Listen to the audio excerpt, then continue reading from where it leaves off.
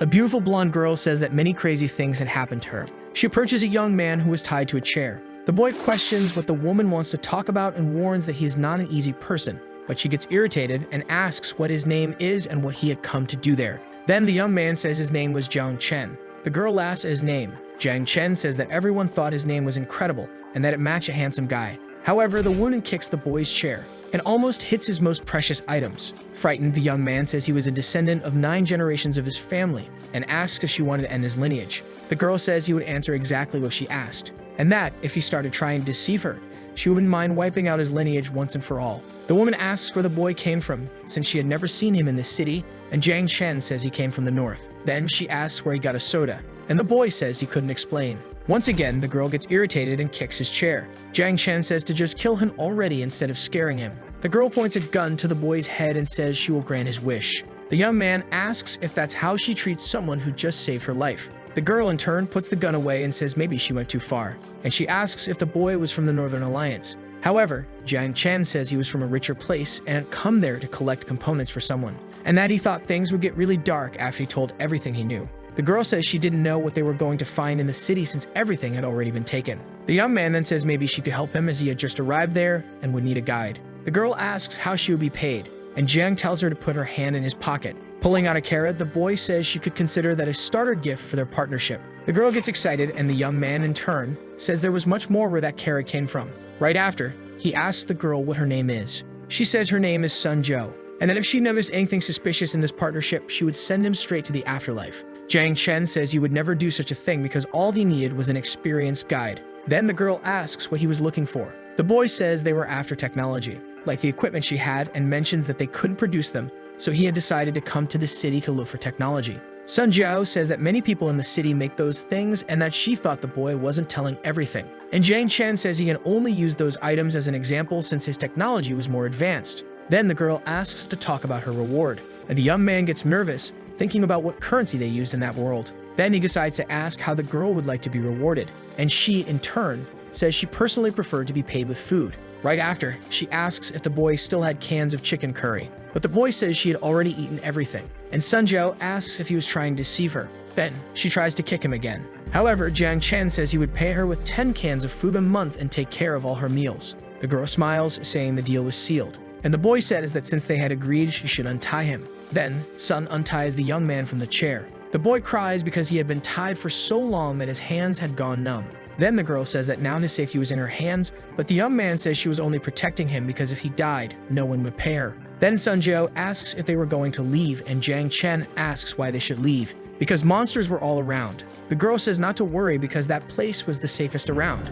That was the city of Wanhai in 2190, where zombies and unknown creatures roamed the streets. And Jiang Chen thinks that, as a recent graduate from 2017, he shouldn't be there, because he had time traveled. However, instead of going back in time, he had traveled to a parallel universe similar to Earth. Jiang Chen thinks that not even in his dreams would he imagine gaining a skill like that. In June 2017, the boy is talking to his mother. She asks him how the job search is going, and the young man in turn responds that it's going well, but his mother asks if he's calling to ask for money. The boy says his allowance had run out and that this would be the last time he asked for money, but the woman reminds him that he had graduated a year ago. Jiang Chen says no one gets a good job in less than a year, but his mother starts comparing him to his cousin. Then, if things were tough, he could come back home, as his father needed help on the pig farm, but the boy says he doesn't want to feed the animals. His mother gets irritated, saying those pigs were the young man's livelihood. And then Jiang Chen hangs up the phone. Right after, he pulls a soda from his pocket and drinks while talking about how to break this curse that had been cast on him. Then the boy sees a shooting star, wishing for a good job and that he would take the work seriously. He gets excited, saying he would dedicate himself and get promoted. However, the star takes a turn and heads straight for the boy, who ends up being hit by it, and that accident gave him the incredible ability to travel through the multiverse. His forearm became marked with a tattoo that extends to his wrist, thus allowing him to travel through the multiverse. Jiang Chen also discovered that the tattoo contained an independent subspace, giving him a small dimensional storage. The boy decides to make his first trip through the multiverse, taking him only to an abandoned house. Jiang Chen thinks that no one must have visited that house in years. Then he notices newspapers scattered on the floor and decides to read them to see if there was any clue about what happened. However, the newspapers said that it was the year 2190 and that this was still the city of Wanhai, but completely different. He then decides to take a look at how the world was. But a purple monster appears in the window and the boy decides to go back for now as the place seemed dangerous. so he decides to return to his world. However, he realizes that the tattoo had disappeared after the trip. Then he decides to stick his fingers into the outlet, thinking it would recharge him, but that ends up shocking the boy. Then he says there must be something valuable in that world and that he needed to find a way to return. But he knows he couldn't go back there without a plan, so he decides to go to the market to buy supplies for the trip. Right after shopping, he finally returns to that world, saying that everything was quiet in the place, and that it seemed like the zombies didn't come out during the day. But he still needed to be careful, as he didn't know anything about that world. Right after, the protagonist says he first needed to find a safe place, and then he finds a building and says it would do. However, the door was locked and he decides to look through the window to see if anyone was inside, but says it seemed like no one was there and decides to enter. Jiang Chen comments that the house seemed uninhabited for years, so it should be safe. Then someone grabs his leg, and the boy gets scared, kicking the person in the head, but he realizes it was a human. The girl says she was going to kill the boy. Jiang Chen crouches down and asks her what happened, and Sun Zhou in turn responds that she needed water. The boy says she was in luck because he had extra water in his backpack, and then he gives the water to the girl.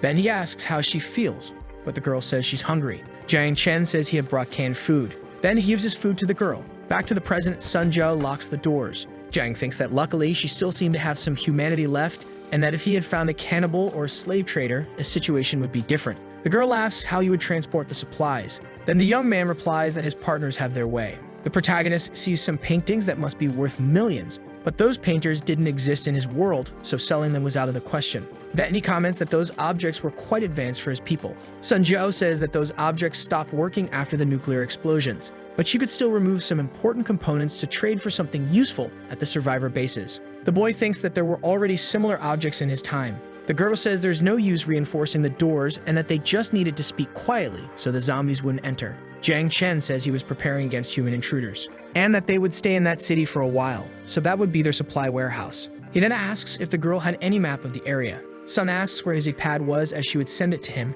but the boy is confused about what that was. She then shows him hers, and mentions that it was hard to imagine he would explore an unknown city without one of those and hands hers to him to try. Jiang says it worked and asks where she got it from. The girl replies that she took it from the body of an unlucky person. After pressing a button on the device, the protagonist's stats appear. Sun Zhou smiles and says that none of his skills are over 20, and asks if he was really a man. Jiang Chen asks if the girl wants to check, but the girl points her gun at him. The protagonist thinks she is too dangerous for him, and it's better to leave that kind of fun for his civilized world. And Sun Zhou, in turn, thinks she should stop insulting her meal ticket since she no longer has to worry about going hungry, and that he seemed like an innocent and kind person. Although in that world, the word kind is synonymous with a joke, that world was full of treasures, and the boy thinks that even the most trivial equipment there could surpass any prototype from his world's science. But it wasn't possible to take these devices to sell them. He then says he needed gold from that place. Sun Zhou asks why he needed that. Jiang Chen replies that in this world, the value of gold must be close to zero,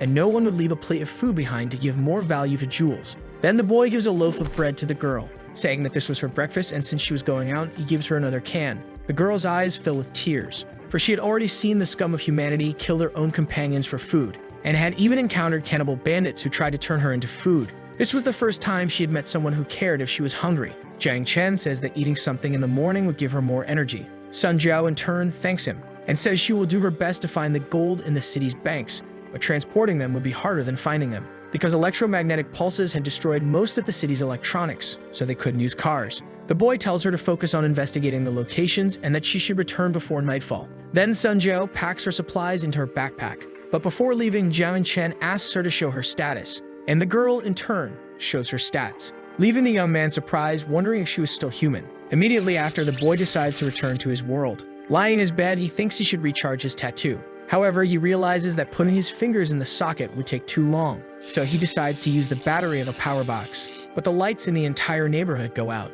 and the residents get irritated. The boy decides to flee the area.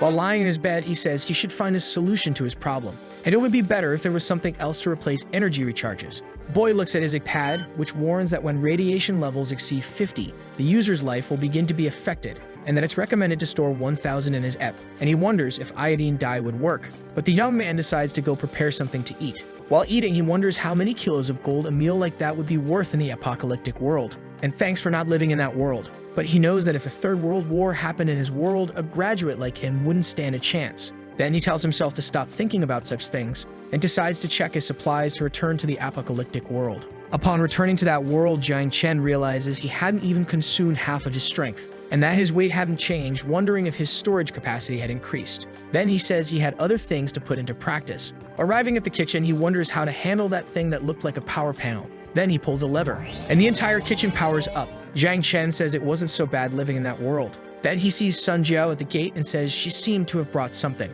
The girl tries to jump over the gate, but the young man presses a button, and the gate opens automatically, making the girl fall to the ground. She gets irritated and asks if he was trying to kill her. But right after, she says the bank was full of zombies and she had to use ammunition to clear the place, but she had taken some gold bars. Jiang says that it was very heavy and asks if she carried all that weight herself.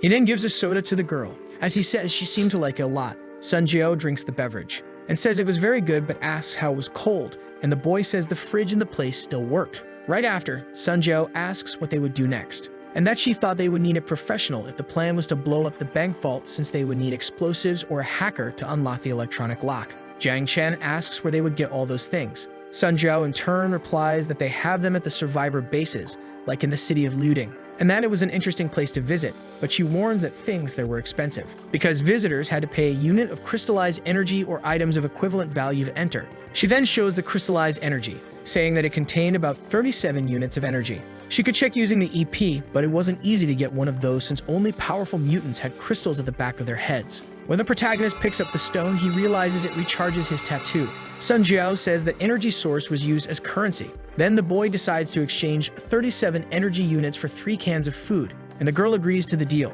But she warns him that if he keeps trading like that with others, they will take advantage of him. She then mentions that this would be her first time eating chicken curry, since the best thing she had ever eaten was a mutant cow steak, and even though it was dry, it was enough to make her feel satisfied. Jiang Chen thinks that the world wasn't as simple as he had thought. Then he observes all the gold he had already collected and wonders if he should stop there, because he could die at any moment if he continued in that world. And even though he was very scared, he couldn't show it to the girl. Sun Jiao says that since he was her employer, it was also her responsibility to make sure he didn't get scammed by thieves. The protagonist stares at her and wonders if she's trying to calm him down. The girl in turn asks him to stop looking at her like that, as she was starting to get scared. Then she opens the fridge and is impressed. Jiang Chen says the fridge was still working, so to celebrate, they would eat something fresh that night. The girl gets excited by the variety of food. The protagonist asks her to calm down as he would answer her questions while they ate, and that they would eat fried eggs with tomatoes that night. The girl remembers how happy she was with her parents and younger sister. Compared to the nuclear hell that lasted for years inside that shelter, it was like heaven. But after discovering the hard way that groups of mercenaries targeted shelters with little defense to attack, those men took advantage of the kindness and innocence of the people newly emerged from the shelters to steal their supplies. And that's how Sun Jiao grew up becoming a survivor. Jiang Chen asks her to calm down as she was about to cut the table instead of the tomatoes, and wonders when the last time she cooked was. Immediately after, he says that those ingredients were created with a lot of hard work and dedication, so she needed to treat them with care. She needed to put her heart and soul into cooking. While eating, Sun Jiao says that probably no one in that devastated land had ever eaten such good food, and that she couldn't explain what she was feeling at that moment. It was like being in a fairy tale. The girl says that there were some books before the war in her shelter that they called fairy tales.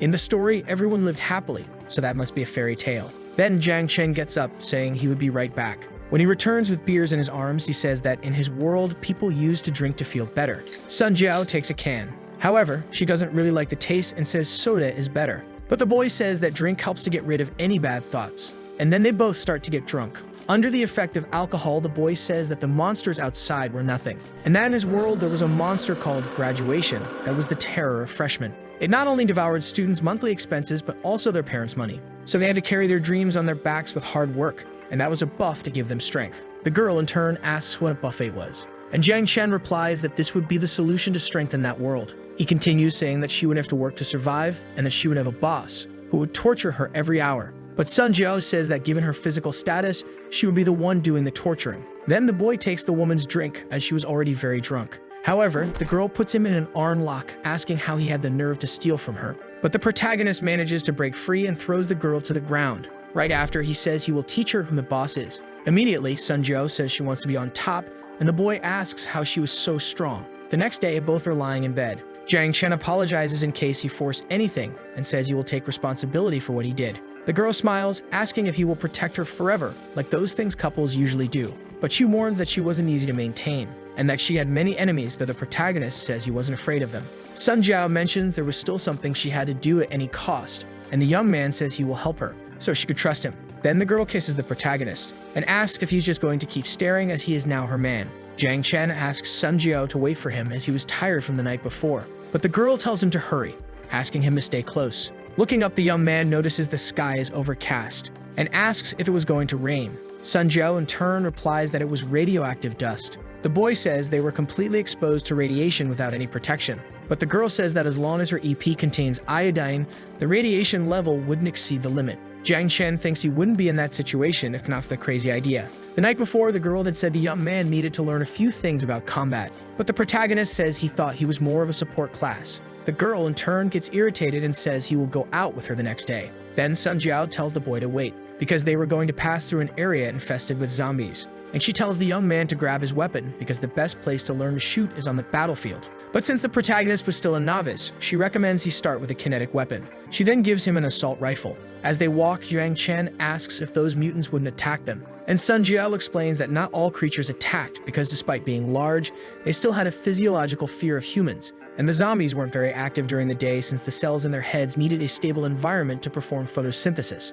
However, they still needed to watch out for carnivorous types. And lastly, if anyone aimed for his head, he should shoot without thinking twice. Jiang Chen thinks that the world was really dangerous. Then the girl says something is wrong as all the nearby mutants are fleeing and surely something more powerful is around. Probably some carnivorous species like the Deathclaw. Right after, an explosion occurs, and the girl runs off saying a battle is happening and asks the boy to follow her. The protagonist in turn says that if he continues with that crazy woman, he will get into trouble sooner or later.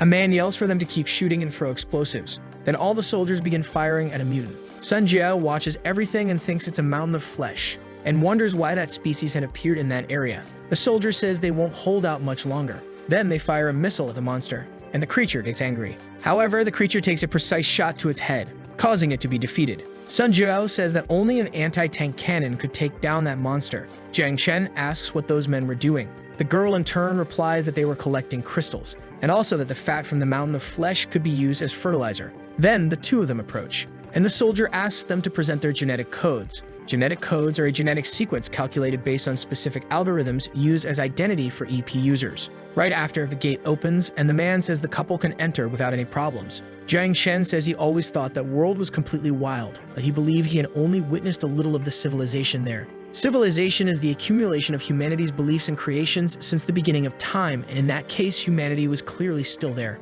However, it developed abnormally, and if he had to describe it in one word, the level of technology would be disproportionate. He could see a merchant calculating his earnings on a holographic computer, while seeing people missing limbs was common. And if he had to describe life on 6th Street in one word, it would be unequal. There were men and women looking like bags of bones everywhere, so weak they no longer had the energy to cry or beg for food. Sun Jiao said that this was normal because 6th Street was the operations base of the region, and that the laws there were quite simple. If you killed or stole, you were executed, and if you cheated, you were expelled, and property damage was punished with imprisonment. Then a woman takes a blow from one of the guards. Jiao suggests that Jiang keep quiet to avoid unnecessary trouble. The protagonist, irritated, asks why the guard hadn't been shot yet, but Jiao tells him to stay out of it, as that man was the inspector responsible for removing the bodies from the streets. Thus, he would quickly get used to it. She mentions that the inner circle of 6th Street was cleaner, but it cost 1 unit of energy to enter. However, since they came to that place to trade a few things at the market, that should be enough. Although the outer market was dirty, it was still better than the ghetto.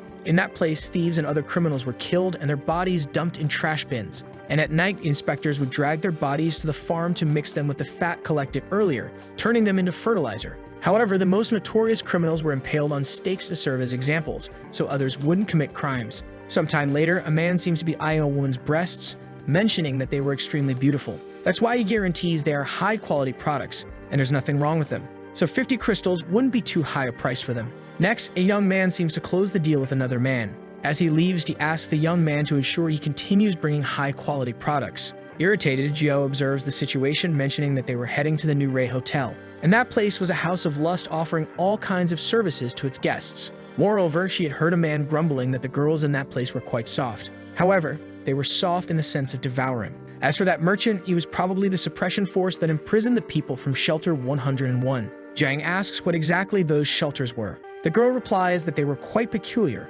as each shelter had its own unique philosophy of life. However, they all had the same goal, which was to maximize their survival rate. Jiao had been born in Shelter 071, and thinking back, she was quite lucky. However, the other shelters weren't as lucky as hers. Furthermore, she had heard that the philosophy of Shelter 70 was to rule men with men, which led people to sanctify the leader. With that philosophy, the shelter turned into hell after 10 years, and the model of that virtue abandoned all modesty and became a dictator. Apparently, he used the security system to get rid of all the men, keeping only the women for his use. As for Shelter 101, it was an uninhabited shelter, and obviously, it had some use as it stored the DNA of the world's former elites. In the end, the tank embryo war was activated, and only God knew the utility of that bunch of artificial products that came out of the incubator. That's why perhaps the pre-war planners had already predicted that these things would be quite useful in the Wasteland. Observing the situation, Jang thinks that this was truly the end of humanity. Meanwhile, a robot says is a mere Type 2 Den robot, powered by crystals, working on 6th Street in the Wasteland. Its job was to assess the prices of goods unnecessary for that field, and the concept of irritation didn't exist in its programming. However, it had to evaluate the objects humans brought every day, such as metal scraps and composite bodies, among others. Then the protagonist appears, mentioning that he would like to sell something. The robot, in turn, says that for a second, it thought its processor had malfunctioned because its scanning system indicated that the item was radiation-free, and that it was a can of food with its contents intact containing what pre-war humans called fresh steak. It asks if the boy happened to have similar products. Upon hearing that he had several of them, the robot asks him to follow it to the VIP room to receive his payment, as a dealer should be assigned to serve him. Shortly after, the protagonist encounters a rather friendly girl who welcomes him. Additionally, she says it's a pleasure to serve him, asking the boy to enter the room. Looking back, the protagonist assumes that this was a tea room. Right after, the girl seems to kneel down. Meanwhile, Jiao observed the girl, who eventually appears to be concerned about what was happening. Irritated, Jiao mentions that she had only earned 50 crystals per can of food, and that they could trick the protagonist as it wasn't just food, it was a luxury item. And if they offered it to the rich in the inner circle, they could easily get double the value. Jiang thinks that the food was worthless to him, as he just wanted some crystals to recharge his tattoo, at least up to 30%. The girl, in turn, asks if the protagonist knew what kind of place that VIP room was. Jiang asks if it wasn't a place to trade high-value items. Quickly, the girl asks him to come closer, saying she would tell him later, whispering in his ear that the place offered special services if he knew what she meant, and that if she weren't with the protagonist, the girl probably would have given the full service. Jiang asks why she preferred things that way when it was much better to choose the girl over the alternative. Quickly, Jiang seems to realize something and asks the boy not to look and pretend nothing happened. Then she sneakily kisses the protagonist and says that no one would dare cause trouble in that place, asking him to leave it to her as she had her way of dealing with rats of that kind. That way, they wouldn't be noticed if they pretended to be lovebirds, asking him not to look back and just keep walking because they'd shake them off when they reached the next joint. Meanwhile, a doctor seems to be analyzing the protagonist's arm, asking for payment as soon as possible.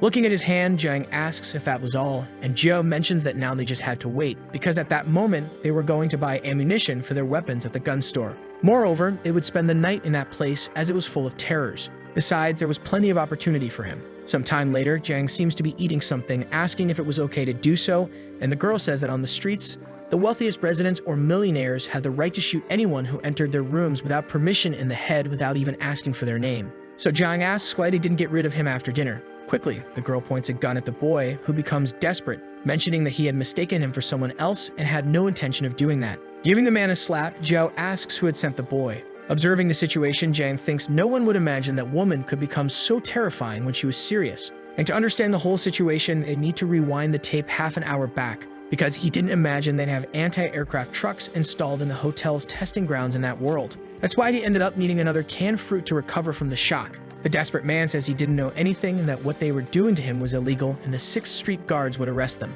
Zhao says she doesn't have time for this nonsense, so she'll get straight to the point, asking how the refugee expected to prosper on 6th Street with those clothes, telling him she captured him because she saw him following them and ended up discovering she was absolutely right. Pointing a gun at the boy's private parts, the woman says they'd speed things up a bit, so she'd blow off one of his balls every 10 seconds. Desperate, the boy says he knows nothing and begs to be let go. Quickly, the protagonist appears, saying he wasn't a fan of resolving things in the smelly village. However, if he didn't stop pretending, maybe he should give some ideas to his assistant. But obviously, he'd much prefer to make a deal than resort to violence. After all, he was a businessman. So if he was willing to cooperate, that item would be all his. But of course, he could choose to lie too. However, he wouldn't do that if he were a man, because he doubted his boss would be more generous than the protagonist if he worked for him. Quickly, the boy says the cause of all that was the Ash mercenary group.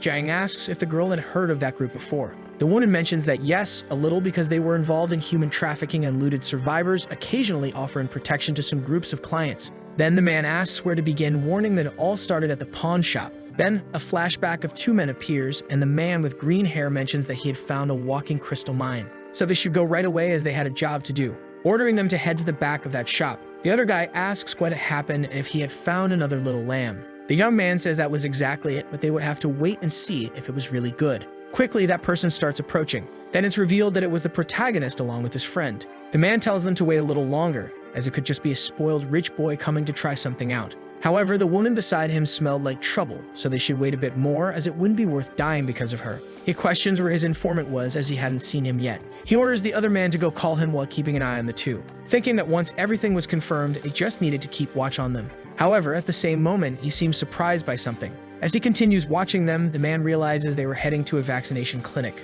Shortly after, he notices they started moving again. Additionally, they had gone to buy more ammunition, so it seemed they needed to be more cautious with them. Soon after, that man from earlier appears, calling the young man. The man with green hair asks if he was seeing those two in the gun store, ordering him to keep an eye on them and alert him when they leave the city. And if he did a great job, he received 5 units. The other man asks if they were 5 lambs for slaughter. The man says it was something like that, as they first visited the vaccination clinic and then went to the gun store to buy ammunition and explosives. But no group would trade crystals for ammunition, and that's why everyone was already in the production line. So if those two were just fools trying their luck in that land, that's why they should catch them quickly before anyone else got to them. The man says he already knew everything the young man had told him, so he should exchange that crystal right away. Surprised that it was only 100 energy units. 1 unit could be exchanged for 10 bottles of nutrient solutions. However, if he spent recklessly, he could live well for an entire month. At the same moment, someone seems to point a gun at the young man, executing the poor guy. Zhao, observing the situation, becomes nervous as someone had just been killed.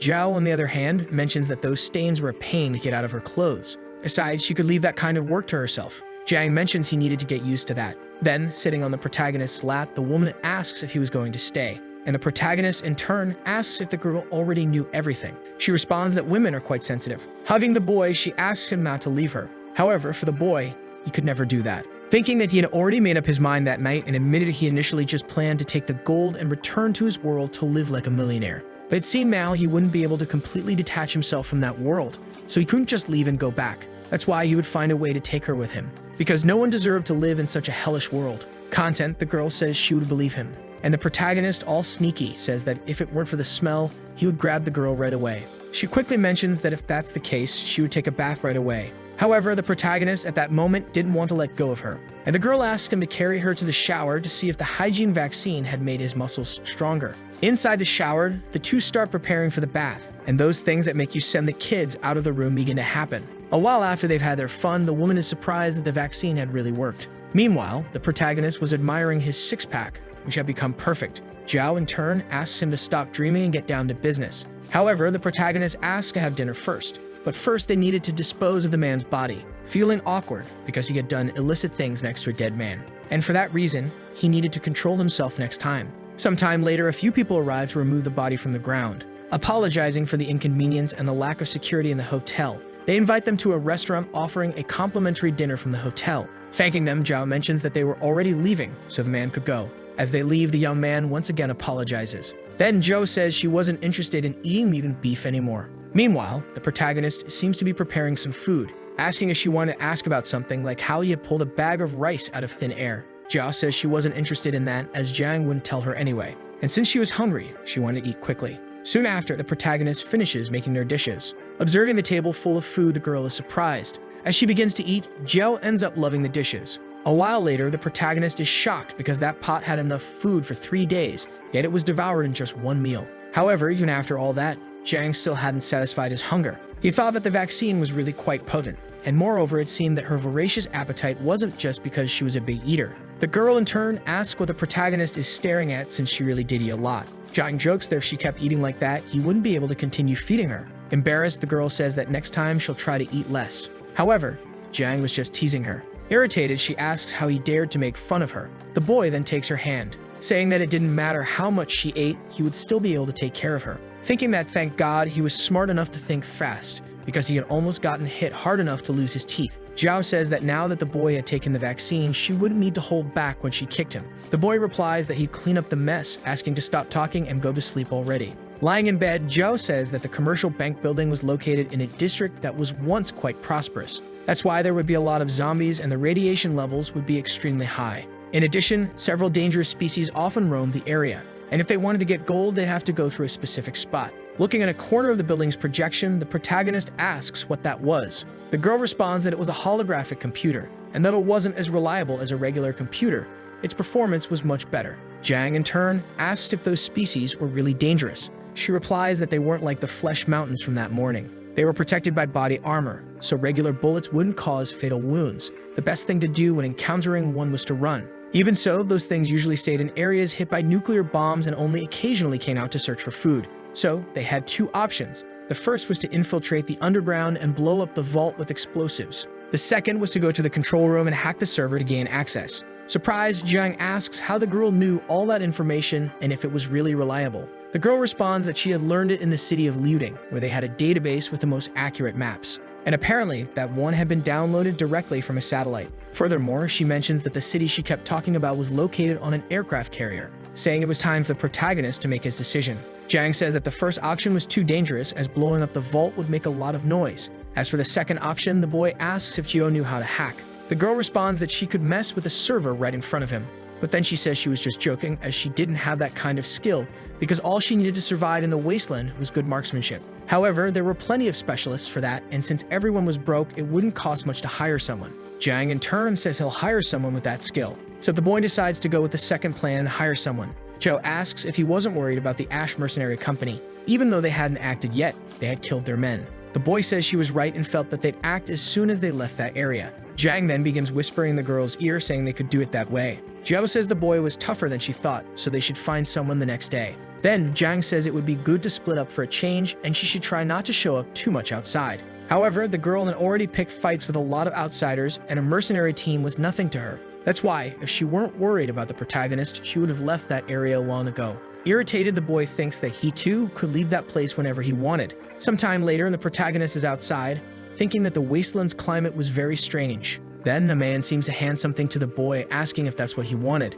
Jiang mentions that he had asked for a computer specialist, yet the man was offering him a former president. Thinking that it seemed like company owners and canned goods had high status in that world, Jiang realized it would save him effort every time he took a can out of production. Shortly after, the man returns, mentioning that everything was almost ready. He explains that producing bullets and other daily activities didn't require much technology, so many computer specialists were sold around there. Showing Jiang a paper, he asks if any of the specialists listed were to his liking, to which Jiang responds that a few of them seemed decent. Jiang then asks why the man had only offered criminals. The man explains that most refugees didn't have freedom, and that those who lived in the ghetto and couldn't sustain themselves became property of 6th Street, which was still a somewhat humane place. So those who were sold were either incapable or criminals. However, the man assures him not to worry, as all those sold wore electronic collars, and if they tried anything, they would end up hurting themselves. Observing the situation, the protagonist thinks he has no choice. One of them will have to do, but he'll have to be cautious. Right after, the man seems to point a gun at someone,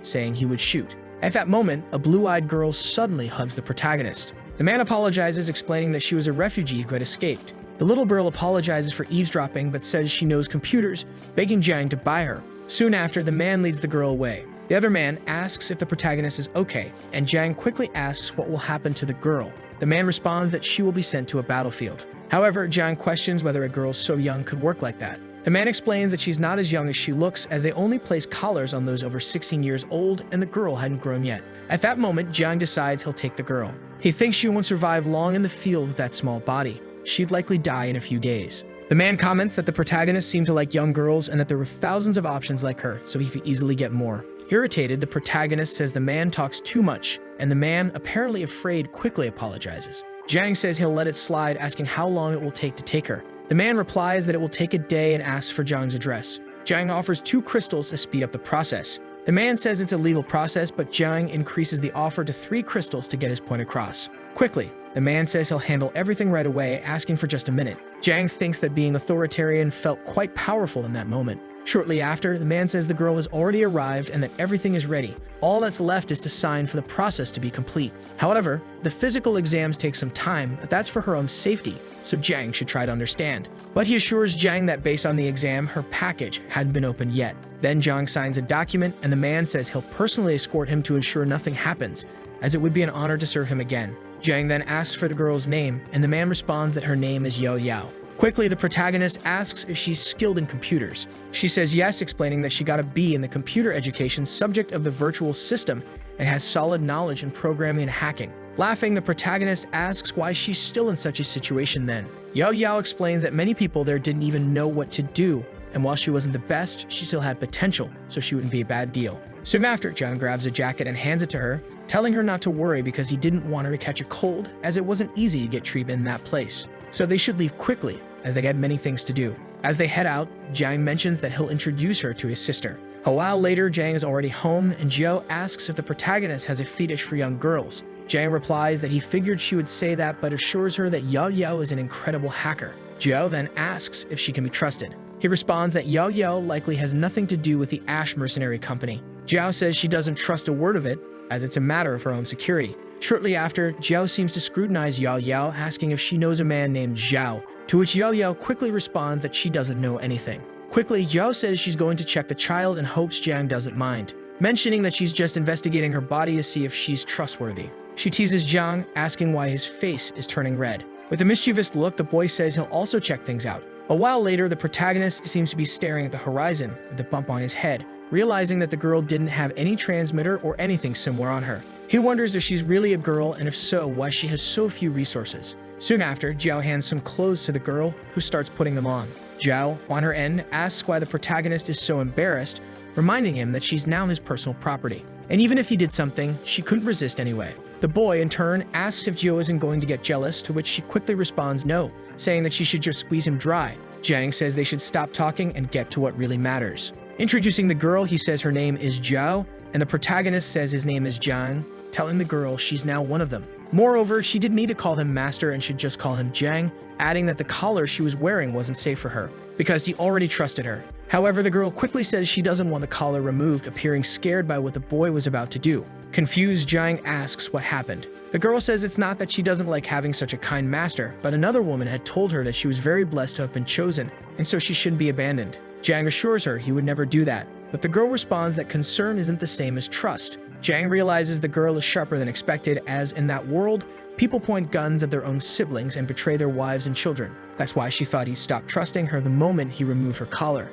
Observing the situation, the protagonist thinks she's right, as it's natural for people to be unpredictable in a world like this. The girl says that if she can earn the protagonist's trust while still wearing the collar, that would be enough. As long as she's obedient, she won't be abandoned. She adds that she has no ambitions and only desires to keep surviving, but of course, she wouldn't mind being more blessed than she already is. Jiang places his hand on the girl's head, assuring her she'll definitely be blessed in the future, and says it's already late, so she should go take a bath. As she leaves, the protagonist thinks that those girls see him as someone who thinks differently in the apocalypse. In their eyes, he must seem so kind, almost like a child. He also reflects that not being a ruthless man in that world is very uncommon. However, he wonders if, one day, they all go to a peaceful world, will they still feel fear? A while later, the two girls seem to be taking a bath together. Zhao tells the younger girl not to be nervous, saying she's not as mean as the others in her group. She mentions how soft the girl's skin has become after being cleaned, and the girl responds that it's because of the Sleep Mode 3 capsule, which improves the body's condition. Zhao remarks that it's a pretty extravagant toy, asking if the girl is older than her. The girl quickly clarifies that's not the case. She explains that she entered the sleep capsule when she was 12, and after spending around 20 years in it, her body has only aged by 2 years thanks to the vaccine's effects. Adding the 2 years she spent on 6th Street, the doctor told her that her body is now like that of a 16-year-old, but her mental age is around 14. Jiao laughs and says if you add 12 plus 20, that would make her 32, which irritates the girl, who insists she's not that old. The girl then starts laughing at Jiao, saying they should dive into the water. Soon, a playful commotion breaks out in the bathroom. Jiang feels happy, thinking he never imagined those two would get along so well so quickly. Shortly after, Jiao leaves the bathroom wearing only a towel, telling the younger girl to come out too. Sitting in a chair, she remarks how great it feels to take a bath. The protagonist, in turn, asks her to at least put some clothes on before eating. Sipping a drink, Jiao comments on how good it is, calling the younger girl to join them, who responds that she just needs to put on her clothes first. A while later, the protagonist asks the girl to sit down and eat with them. As she looks at the abundance of food on the table, the girl wonders if she's dreaming. Quickly, she bites her hand, realizing that everything is indeed real. Jiang tells her to start eating, or Jiao would finish everything quickly. With tears in her eyes, the girl asks if she can really eat. Jiang responds that she can eat whenever she wants, while he argues with Jiao to eat more slowly, Sitting at the table, the girl, still with tears in her eyes, feels happy as the atmosphere reminds her of something familiar. She ponders the meaning of happiness as everyone has their own definition of it. The city is quiet, but soon after, the silence is broken by an explosion. Jiang Chen flees carrying the girl in his arms. Sun Jiao calls for him to follow her. Soldiers begin shooting from the rooftops. A man says that his fat lamb had escaped and orders Team 2 to take action. He then questions how the three of them had uncovered his scheme. Irritated, he orders his men to act, warning that if they mess up, the boss will be furious. As they run, Jiang Chen asks Sun Jiao if they still have a long way to go. Sun Jiao replies that they're almost there. She then leaps, saying that they've reached the block of buildings. While fleeing, Jiang Chen admits that Sun Jiao had more courage than many men. He thinks that things had gotten out of control, but they were still going according to plan. Earlier that day, a man was selling a product to the group.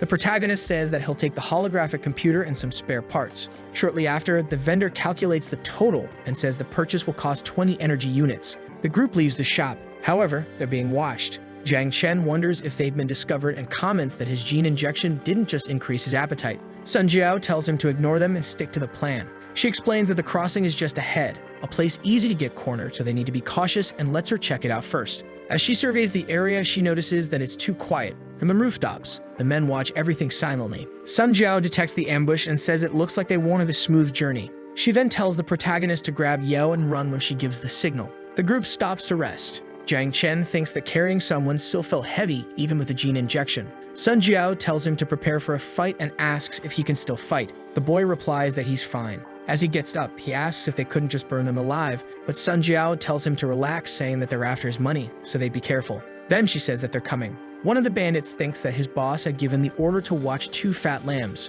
Even though they've been fleeing, they managed to track them down. But it's obvious the couple had received gene injections. Now even their boss could afford gene injections. He concludes that the two will be captured soon since they've holed up in the building. However, one of the men is shot in the head. In the building, Jiang Chen and Sun Jiao are shooting at the bandits. The protagonist laughs, saying that they'll all die. But Sun Jiao advises him to aim before firing. The boy apologizes, saying it's a habit from playing PUBG. Meanwhile, Yao hides, scared. Then Sun Jiao says she'll show him how to shoot properly. The bandit leader says they won't be able to advance if things continue like this and asks where the reinforcements are. Soon after, an armored vehicle arrives. A man uses the vehicle's machine gun to fire at them. Sun Jiao says that's not good and tells Jiang Chen to follow the plan and retreat first. The boy, in turn, tells her to be careful. The girl dodges the shots from the armored vehicle. The man orders the gunner to stop firing as the boy had escaped and they wouldn't be able to hit the girl from there, so they should move in and find her. The gunner taunts the girl, telling her to come out and have some fun. However, the man is shot in the throat.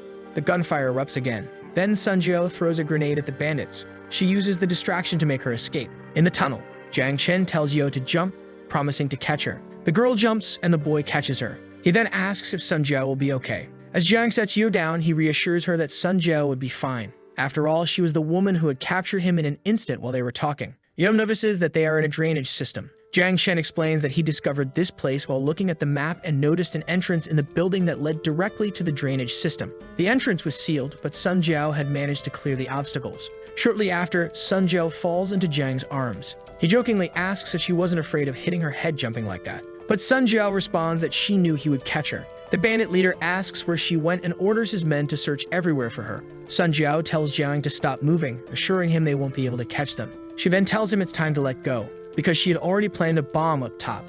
And now all that was left was to press the button. Jiang Chen hesitates, unsure if he should kill those bandits, but he had no reason to sympathize with them.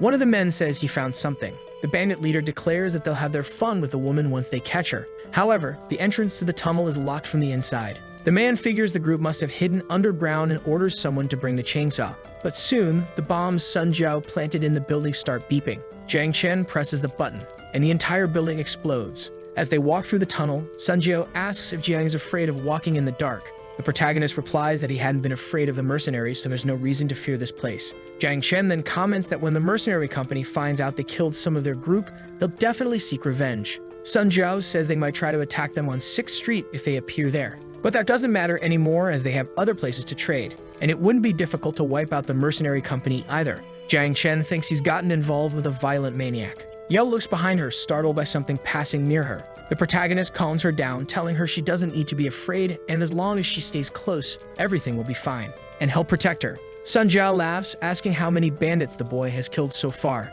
The boy responds, thinking he's killed 2. Sun Jiao teases him, saying he's lying and at most only injured too. Jiang Chen retorts that it's all the same, as what matters is making them unable to walk. Yao smiles at the situation. The boy then says he didn't expect the tunnel to be so sturdy. In his city, the construction would have collapsed after such an explosion. Sun Jiao explains that the government had invested heavily in foundations before the war. She mentions that the exit should be near. The protagonist wonders why his heart is beating so fast. He thinks it would be best to leave this place quickly. He asks Xiao to stay behind him.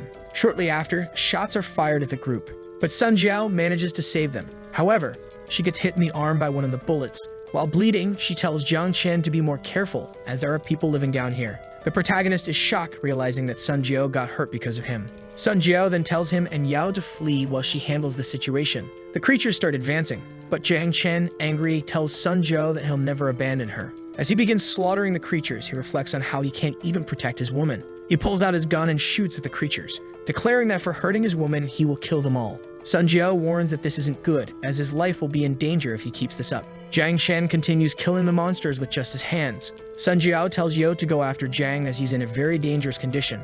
After defeating all the creatures, Jiang Chen staggers, but one of the monsters is still alive. It grabs the boy's leg. Then the monster charges at him with a knife. The creature manages to stab the protagonist in the chest, but before it can do more harm, Yao shoots it. Before Jiang can talk to the girl, he collapses and loses consciousness. The next day, Jiang Chen wakes up. He wonders what happened and why he can't remember anything. Yao enters the room with a bowl of water and asks Jiang to wash his face first. Sun Jiao asks if he's feeling better. The protagonist responds that he's fine, but before anything else, he suggests they have breakfast. The last thing he remembers is being hunted by the mercenary forces, entering the drainage system, and then seeing a place filled with corpses. Jiang Chen could still smell it. He still expected the underground of that world to be full of panic and death. Sun Jiao tells him to stop thinking about it, explaining that they were all cannibals. She adds that they were enemies of humanity and even mutants despise them.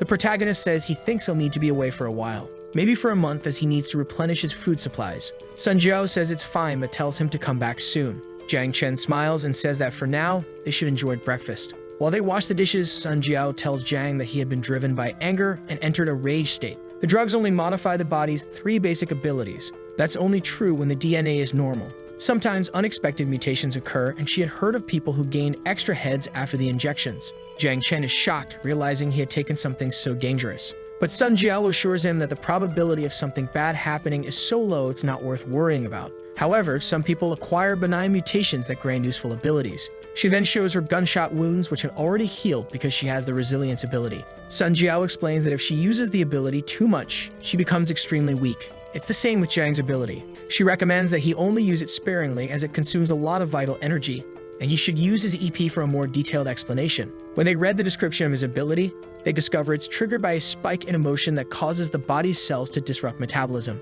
Sun Jiao says that in a safe environment, it's fine to use it. But there are too many variables in a battlefield. Jiang Chen thinks that if Yo hadn't arrived when she did, he probably would have died. Sun Jiao explains that abilities can be controlled with practice, and after training, he'll be able to activate and deactivate it at will. She then hands him something and tells him to equip it on his EP, explaining that when he wants to activate his rage, you should press the button, and the drug will be injected. But she advises him not to rely too much on the ability. As Jiang packs the gold in his bag, he tells them he'll be back soon. He adds that there's food in the freezer that should last at least 6 months. Meanwhile, the younger girl seems to be training. The protagonist watches her and comments on her hair, and the girl explains that Jiao helped her last night and fixed her hair. Jiang is surprised to learn that Jiao knows how to cut hair. He mentions that they should remember to eat fresh vegetables too, as they shouldn't rely solely on canned food. At that moment, the girl asks the protagonist to wait. Jiao then gives Jiang a kiss, teasing him to say something romantic this time. Meanwhile, the younger girl is sad, not wanting the protagonist to leave. Quickly, she gives Jiang a kiss too, surprising him with her bold move.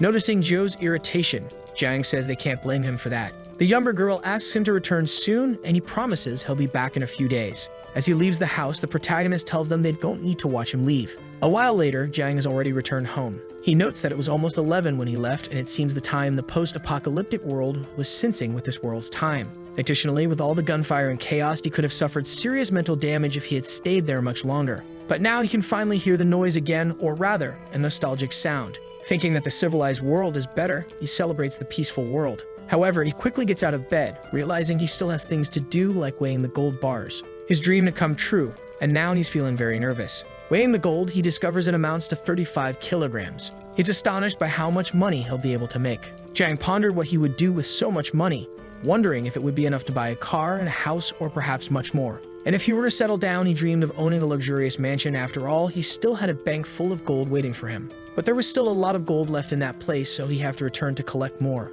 Moreover, his girlfriend was still there waiting for him, along with the other girl. Thinking about all of this, he realized there was no point in overthinking things. He should just enjoy life. For now, he needed to eat something and enjoy a hearty meal. After all, he would need a lot of energy to sell all that gold. And if he wanted to live in style, he dreamed of having a luxurious mansion along with a very nice car. He could make that happen because there was still a bank full of gold waiting for him. So he used the money to gather some courage and return later. But for now, all he could do was enjoy the small pleasures of life and relax before taking the next step. Shortly after, the protagonist pulled something from his pocket. He revealed it to be a state-of-the-art holographic pen, saying they should kill time with it. Remembering what a vendor had said, he noted that it was loaded with hundreds of movies, only the best. So they should make good use of this futuristic technology, as he had always wanted to watch a movie in a hologram. Soon, the loud sounds of a movie began to play. The protagonist was completely embarrassed by the content, mentioning how loud it was. He realized the movies were rather peculiar and understood why the vendor had such a depraved look. Besides, if this had been in his past, he would have eagerly watched those films.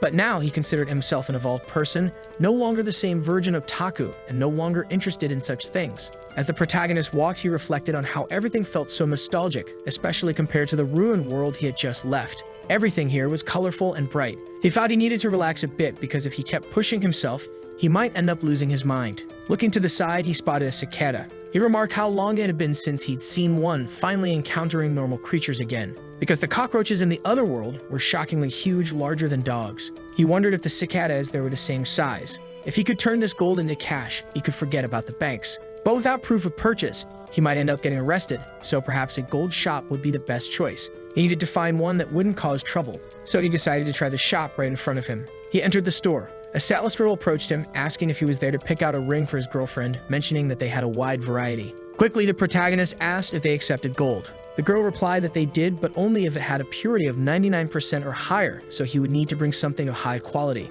The protagonist then asked for the manager to come down, as this negotiation was beyond her. The woman left, thinking it was hard to believe the protagonist was trying to negotiate so much gold, especially with the clothes he was wearing and the backpack full of gold. A while later, the manager arrived. He was surprised by the amount of gold in the boy's backpack. He asked the protagonist for his name and invited him to follow him. After inspecting the contents, the manager announced that the total weight was 7,122 grams, and based on its color, it was definitely high-quality gold. Additionally, there were no issues with it. The manager then asked if Jiang had any money. Jiang replied that he didn't. The manager then asked the other employee to leave the room. He noted that the gold was quite different and questioned its origin. Jiang reassured him, explaining that the bars were registered in another country and that the source was legitimate, as it had been a form of payment. The manager was surprised, commenting that Jiang must be quite high-ranking mercenary to be paid in gold. In all of his 20 years of experience, he had never seen anyone bring in so much gold in such a small backpack. Quickly, Jiang asked if the manager wanted to make a deal. The manager said he was interested but suggested they not rush things, because if the gold didn't have paperwork, it could complicate matters for them. Jiang then calculated the amount of gold he would receive. He mentioned that whatever remained could go to the manager, asking what he thought of the offer, as the current gold rate was 270 yuan per gram. The manager replied that if that were the case, he'd have no choice but to accept the deal, asking if Jiang wanted to be paid in cash or via bank deposit. A while later, everything was done and Jiang checked his bank account to confirm the money had been deposited without issue. As he was about to leave, the manager told him to take care. The manager handed Jiang his personal card, expressing hopes of doing business with him again. Jiang thought to himself that once someone becomes rich, they truly become everyone's boss. Who would have thought that the manager of such a fancy shop would speak to him like that? Meanwhile, the manager wondered if he should send someone to follow the boy, because anyone who sells gold so casually like that usually has a lot more stashed away. But he decided to observe for now and deal with it later. While in the taxi, the driver asked Jiang what he planned to do with all that money. Jiang thought about how rich he was going to be and how he was about to climb the ladder of success. Laughing, the driver said the boy must be thinking he was rich just because he paid the fare with 20 rias. Shortly after, the driver announced they had arrived at Jiang's destination. The protagonist, feeling like a real boss, handed over a bill and told the driver to keep the change. Jumping with joy, Jiang mentioned how he'd always wanted to say that. The driver, amused, commented that he liked seeing rich kids get excited over such things. As Jiang walked, he thought about needing new clothes, and since his intention was to stand out, it was essential. not only to impress girls but also to be presentable for business deals, but it was better to wear expensive clothes. Returning to the same store he visited earlier, the boy declared that this time he wasn't a worker, he was a customer. He figured there was no better place to show off than the store where he used to work. He wanted to see the expression of the jerk who had fired him. Now that he was there, he would only buy the most expensive clothes. However, he noticed something strange but decided to ignore it, focusing on picking his outfits. Meanwhile, a sales girl watched him, surprised that he didn't hesitate when he saw the prices. She noticed that despite his youth, he had a confident, regal posture. Helping the protagonist, the girl wondered if her attempt at seduction might work. At the checkout, Jang asked them to total up the clothes, excluding those he didn't pick. He wanted everything left in stock. Thinking it must be a joke given how expensive the clothes were, the sales girl asked if this was some kind of prank. Jang assured her it wasn't. It was real. He said he would pay with a card and started looking for another employee. He explained that he used to work there, needing to make money for college. But today he was there to flaunt his wealth, adding that he only came back to make a certain woman suffer. It wasn't because he was a bad person, but because that woman had made his life difficult while he worked there.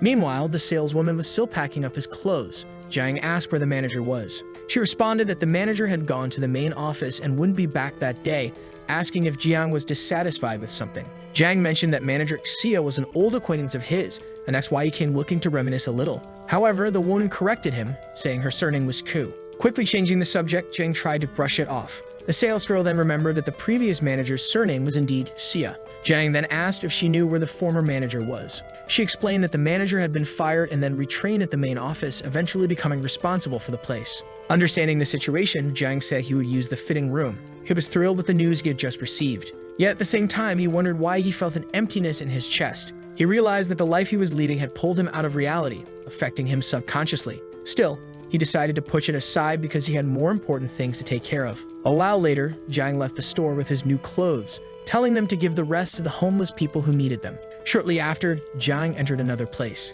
He mentioned he didn't have an appointment, but still expected to find a spot for himself. He also made it clear that he didn't care about the price and requested the most expensive haircut they had. Soon after, Jang was lying down while the woman told him to wait a bit, as they were calling their most skilled hairdresser. When the girl arrived, she greeted him with a polite good afternoon and introduced herself as Ju, saying it was a pleasure to meet him. Noticing how pretty she was, the protagonist thought she was an 8 out of 10. The girl, on the other hand, asked him to relax and inquired if he would like to listen to some music.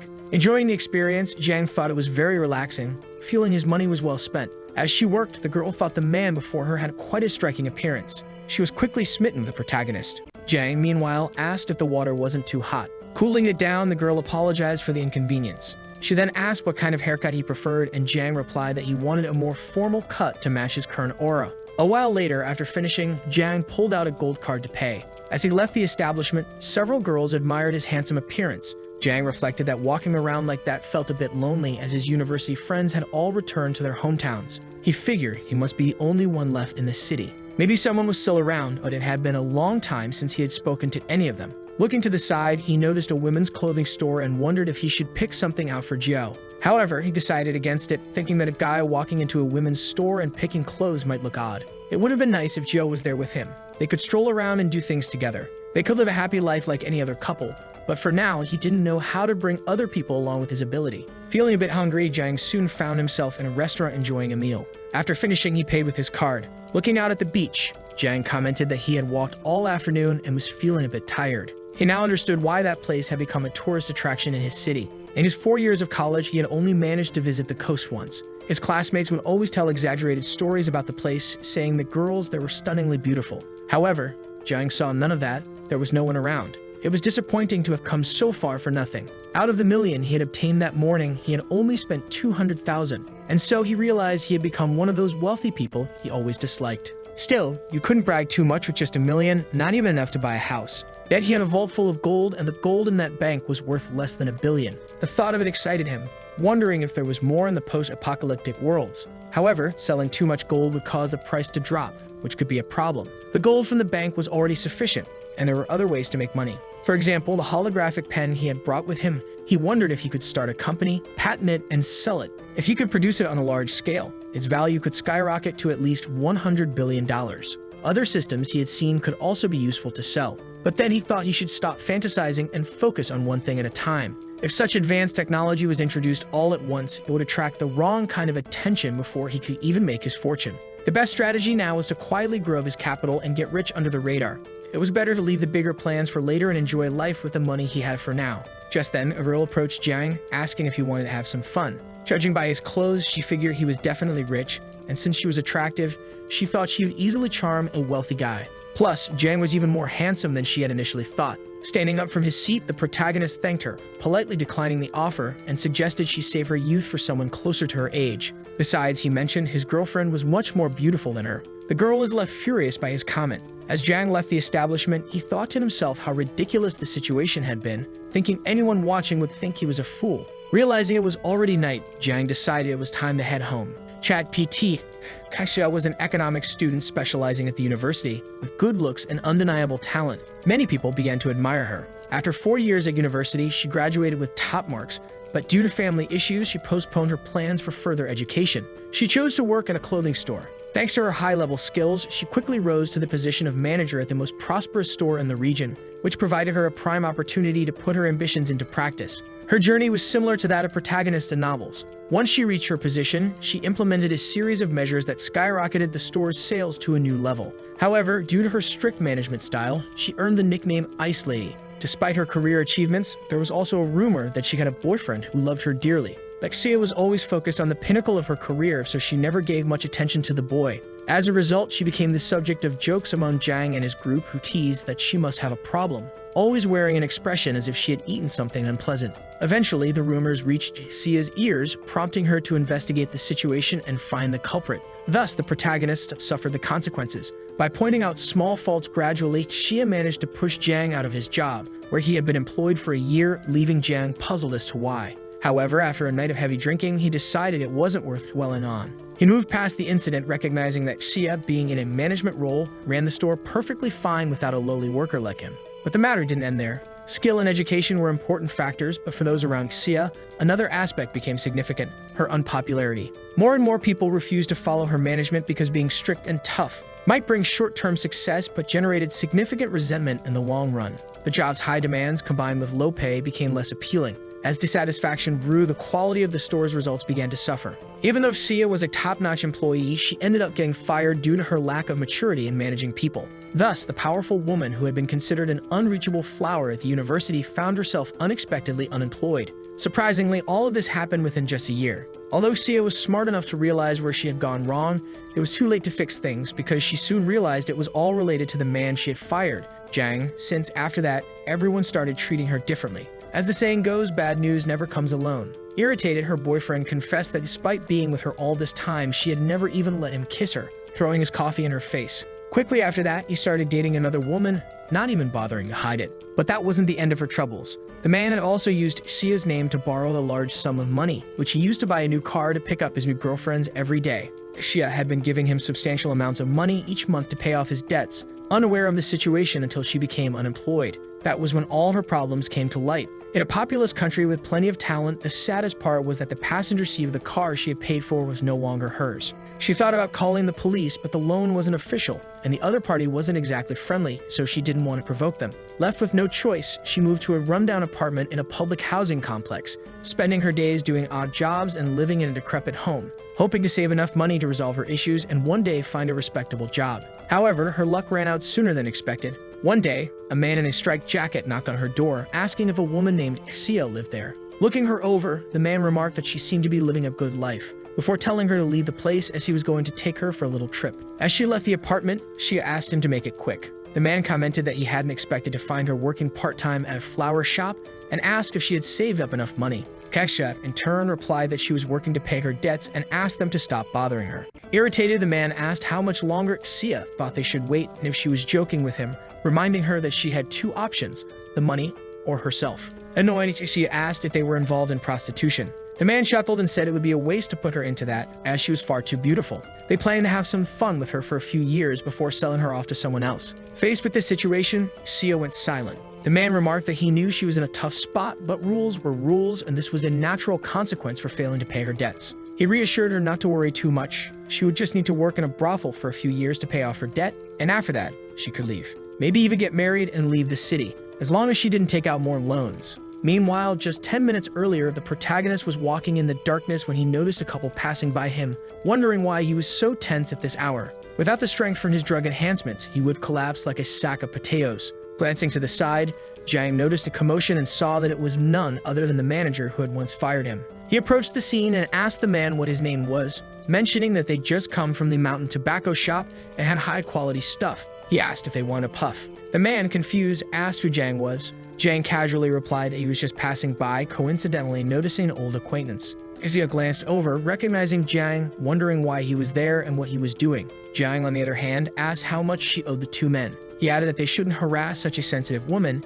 It wasn't the behavior of a real man. The older man observed Jiang, remarking that he was bold and attempted to throw a punch at him. But within seconds, Jiang blocked the blow, telling him that things should be settled with words and asked what the man thought he was trying to do. Surprised, the man realized the boy had blocked his strike. He then attempted to stab Jiang, but the effort was futile, as Jiang easily caught the knife, claiming it as his own now. The man reached for a gun, but Jiang stopped him, suggesting they relocate to another alley where there might not be any cameras. Shia, watching the scene, thought Jiang wasn't in his right mind and wondered if he wasn't afraid. Quickly, the two men moved out of the area and Jiang told Xia to wait. He'd be back shortly. Outside the alley, the group advanced on Jiang. In response, Jiang pulled out a gun, pointing out that there were no cameras there and asked if he should use his toy. The man scoffed, saying the gun wasn't real. In an instant, Jiang shot the other thug in the leg, proving the gun was very real. Now the man believed him. Desperate, the man ordered everyone to stop moving, asking if they could talk things through, as there was no need for more violence. Jiang said that's exactly what he had been suggesting earlier, but the man just wouldn't shut up. With the gun pointed at his head, the older man pleaded for calm. Quickly, Jiang asked if the man had any receipts or a bank account number for the debt. Handing over the paper, the man asked what Jiang was going to do, and Jiang replied that he was going to pay off the debt, leaving the man completely stunned. In short, Jiang wanted to buy Xia's debt. Seeing what the protagonist had just said, everyone seemed relieved. Within seconds, the transfer was complete, and the man thanked Jiang for what he had done. As everyone left, Jiang thought to himself that now he needed to stash this in his dimensional storage. Meanwhile, Xia, still waiting, wondered what was taking so long and if something had gone wrong. Seeing Jiang return, she asked if he was okay. Jiang asked if she had been hurt during the encounter. Xia mentioned that she would go get something to treat the wound, but Jiang dismissed it, saying it was nothing. He then told her there was no need to look at him like that. After all, he was now the owner of her debt. Besides, he added it was a good deal, though they had gone too easy on her. Jiang said he wasn't going to accept any kind of interest-based deal. The girl responded that she would pay what she owed, including the interest. At that moment, the man called out to the girl, telling her he really didn't want to anger other people, handing over half of his salary in advance, thinking it should be enough to settle his debts, and telling her not to come back. He then shut the door in her face. Jiang began to tease her. The girl thought about how she couldn't hold down a job for more than 15 days and would need to look for a new one the next day. Jiang asked where she was headed, and the girl responded that she was going home, waving goodbye to him once again. However, Jiang insisted he wanted to go to her house, as his wounds still hadn't healed. A little later, the two of them were near the girl's home. Looking around, the protagonist was surprised, as he hadn't known such old apartments still existed in the city, wondering how people managed to live there. Inside the girl's home, Jiang thought she must be quite tough. Any other person might have given up by now. He noted that she was very beautiful, and that if she stopped being so hard on herself, she could probably find a better job and man. But then he reminded himself not to judge others' homes too much, as he had once lived in a cheap apartment too. Apologizing, the girl told him she didn't have much to offer, but he could sit wherever he felt comfortable. It was the first time she had brought a man into her home. Jiang looked around and thought that despite how simple the place was, she still kept everything very clean. He noticed that the chairs were quite worn. Fetching some medicine, the girl asked where his wound was, as she had mentioned she was going to treat his injury, gathering some tools and moving closer to him. Feeling embarrassed, Jiang thought to himself that he wouldn't fall in love with her. The girl asked him not to move, and an awkward silence filled the room. She thanked him for what he had done that day. Jiang told her there was no need to thank him, he was just passing by. Hesitantly, the girl asked if he still hated her. Reflecting on it, he admitted that he still hated her a little. He explained that after she fired him, he nearly ended up on the street, even going hungry, and his favorite pastime was mentally cursing her. And even if he got revenge, it wouldn't change anything. He asked if she really thought he showed up just to laugh at her. Jiang thought that if he hadn't lost that job, he wouldn't have become an alcoholic and never would have been hit by that hyperdimensional bracelet. Sometimes, blessings really did come from curses. The girl said that after firing him, she reflected a lot and realized she wasn't a good manager. Jiang told her that she was certainly competent but didn't understand people's hearts. And that wasn't something you could learn from books. You could study your whole life and still never fully understand people. Looking down at the row, he noticed 3 pairs of shoes, thinking that if he remembered correctly, she still had a boyfriend. He remarked that it was getting late and asked if her boyfriend wouldn't get jealous. The girl fell silent. Jiang figured he didn't know the whole story, Like her boyfriend must have taken so much money from her that it ruined her. That was probably why she was kicked out of her place. He cursed her boyfriend, saying he was a scumbag. However, the girl told him that her boyfriend was no longer in her life. Jiang asked why she had returned to her parents' home, as it would be better than living in that place, but she didn't want to burden her family with her problems. Jiang asked if she wanted to tell him her story, so Xia told him everything she had gone through since firing him, explaining how she had failed at managing the store, how people began to underestimate her abilities, how she lost her boyfriend, his betrayal, the threats, and everything else. She didn't want Jiang's sympathy, she just needed to vent because she was exhausted. That's why she was willing to talk to the first person who was ready to listen. Jiang told her she should do that more often, adding the smile that she was much more beautiful when she laughed. Blushing a little, the girl said that Jiang was quite interesting. She mentioned that she had finished her story, so now he could tell his. Jiang shrugged, saying there wasn't much to tell. He had just started a business and ended up making some money. No entanto. Xia said she didn't believe him. Jiang replied that he didn't care whether she believed him or not, but he thought she would make an excellent manager for his company and asked if she was interested. Thinking that this was serious, Xia found it hard to believe as it all seemed too unreal. Still, sooner or later, the truth would come out and there was no place for her to run. The best solution was to start a company and appoint someone as his manager. At the same time, Jiang could continue exploring the treasures from the future. Moreover, Xia was highly competent and incorruptible, making her the most trustworthy person he knew for such a role. Jiang asked how long she thought it would take to pay off her debt by working at a flower shop, especially since she was currently unemployed. He told her she should accept the job. Surprised, Xia asked if the protagonist had really started the company, meaning she would end up becoming his subordinate. Jiang then asked if she didn't like the idea, as he was really looking forward to seeing his former supervisor work for him. Xia hesitated, deep in thought. After a moment, she accepted his offer. Jiang welcomed her on board and hired her to manage the Futuristic technology company, offering her a starting salary of 20,000 yuan. Aisha was shocked at how much she would be earning. Jiang added that he wouldn't accept any additional rules imposed on him. With a mischievous look, he commented that the company didn't prohibit employees from trying to seduce the president, so she was free to do as she pleased. Hearing this, Xia became irritated. She demanded more information about this company. Jiang started rambling about various technological concepts, mixing in some embarrassing details. But then he quickly cut himself off, telling her to stop with the small talk. He explained that she would be the CEO and would handle everything. Besides, the company was still in its conceptual phase. He asked if Xia was excited since she could soon become one of China's richest people. Meanwhile, Xia seemed to be using her phone to call a mental health facility, saying there was a crazy person nearby. Jiang, asking her to hang up, told her to let him finish talking. He warned her that if she didn't join him now, she might regret it in 5 years. He reassured her that he was serious about making her the CEO of his company. At this stage, she would receive 20,000 yuan per month, and he said she didn't need to worry about her debt anymore because they could take care of that later. To start, he gave her her first task, to register the company with a reward of 500,000 yuan for doing so. After some time, her salary would increase to a much higher amount. Xia asked if Jiang wasn't afraid that she would take the money and run away. Jiang said he trusted her, adding that considering how much she would earn in the future, that amount was nothing. Then Xia stood up, saying she would accept the job. Jiang mentioned that since everything was settled, he would head back home as it was getting late. He asked her to send him her account number when she could, so he could transfer her July salary and continue paying her monthly. He also suggested she find a better place to live, as it wasn't safe for her to stay in that area alone. Jiang mentioned that he would be away for a few days and might not be able to contact her. Suddenly, she asked him to wait, telling him that he had been really kind earlier. Seeing this, Jiang felt awkward, wondering if she might actually like him. But he quickly brushed off the thought, assuming she was just thanking him for his help. Back in her home, Xia reflected on what she had said, feeling embarrassed about how she had spoken. A while later, Jiang was enjoying himself on a beach. Several beautiful women in bikinis were around him, and he felt happy to finally be at the beaches of Sanya. Life was short, and before you know it, another year begins. That's why it's important to travel and enjoy life while you're young. In a car, a driver asked where they were headed, and Jiang responded that they were going to the Sheraton Hotel. He thought about how much the trip had cost, but he knew the more he spent, the more he could return to the other world. He also mused that it would have been more fun if Jiao were with him. Soon after, the driver informed Jiang that they had arrived at their destination. Looking around, Jiang thought it was exactly what he expected from the most famous 5-star hotel in the world. Soon after, a young woman appeared, asking Jiang to follow her. She mentioned that if he needed anything, he could use the terminal to request whatever he desired. Entering his room, Jiang felt a wave of happiness. Jumping into the pool, he remarked that it was his first time doing something like this, and that it was incredible. Looking down, he noticed other girls having fun, and thought to himself that he had spent a few $100,000 in just 7 days, wondering how he should spend the rest. However, he soon forgot about it, thinking it was time to change. Lying on his bed, Jiang relaxed, saying that, as expected, the quality of this place was top-notch. In addition, there were many beautiful girls around.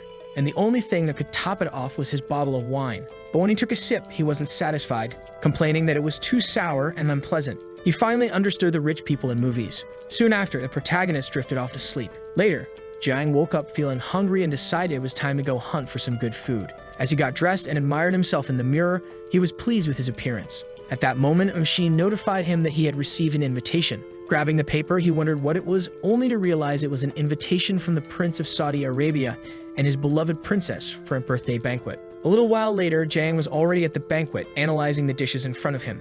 As he ate, the people around him looked at him with disdain. Finishing his meal, he commented that it was delicious and asked if there was more to eat. Glancing to the side, he noticed the people who had sent the invitation, talking excitedly in Arabic. Next to the prince was the princess. Noticing them, Jiang thought they were incredibly wealthy. However, he didn't care about them and continued to focus on his food. While the guests conversed with the prince, Jiang paid no attention, simply engrossed in his dishes. He thought to himself that these people were on another level, with rumors about celebrities constantly swirling around. Soon after, a man remarked that the steak Jiang was eating was of the highest quality. Jiang, in turn, agreed that it was quite good. The man mentioned that a single piece cost $300, and that watching Jiang eat, it made him uneasy. Shaking the protagonist's hand, the man introduced himself, saying that he had a keen eye for people. Looking at the man, Jiang thought that just by observing him, it was clear he smelled of trouble. The man told him not to be alarmed, he was just greeting a fellow professional. Realizing the man thought he was a security guard, Jiang asked if it was that obvious. The man then inquired if Jiang knew that all the security personnel had their eyes on him.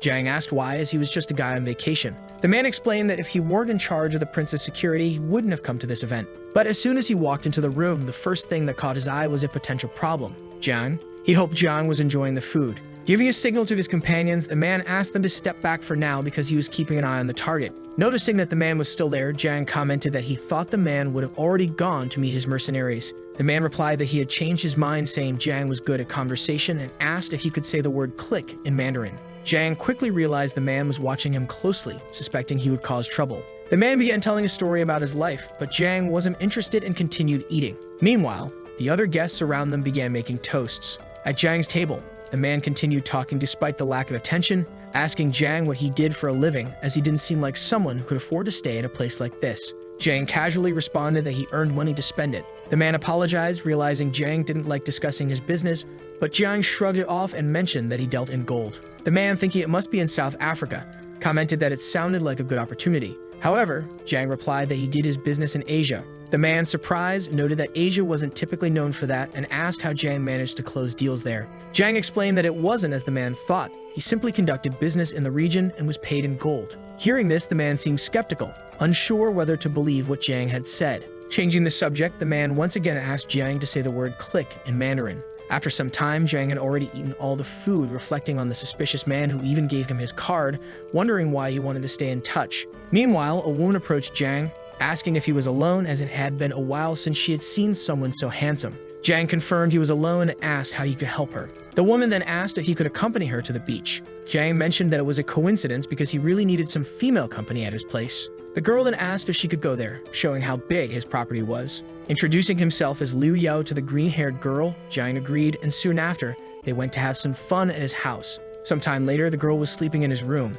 Meanwhile, Jiang was looking at the beach view, commenting that 3 of his physical attributes had increased by 2 points. He thought the effect of the genetic medication had completely worn off. If he wanted to further improve his physical abilities, he would have to either train or take something even stronger. Jiang wondered how Zhou and the other girl were doing, but he decided to forget about it for now and enjoy himself, questioning if there was anything else he wanted to do. Soon after, the girl appeared again, saying that drinking wine so early wasn't good for his stomach. Jiang pulled the woman onto his lap, telling her to enjoy a little with him. However, he said there was something he still didn't understand, mentioning that she was beautiful and smart and asking how she hadn't landed a prominent role yet. Yao responded that being beautiful was sometimes considered a crime. Sometime later, Jiang was back in his room with the girl, who was posting some photos online, commenting on how luxurious the house was and that she was posting them to make her friends jealous. Jiang remarked that if anyone found out she had a man with her, she might get caught up in a scandal. But the girl said she had always thought it would be exciting to get involved in something like that, as such a rumor would make her more popular.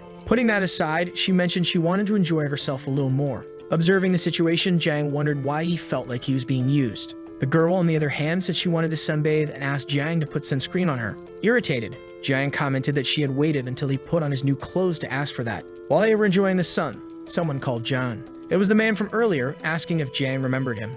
Yo asked if that man was a friend of Jiang's. He replied that he was just a colleague.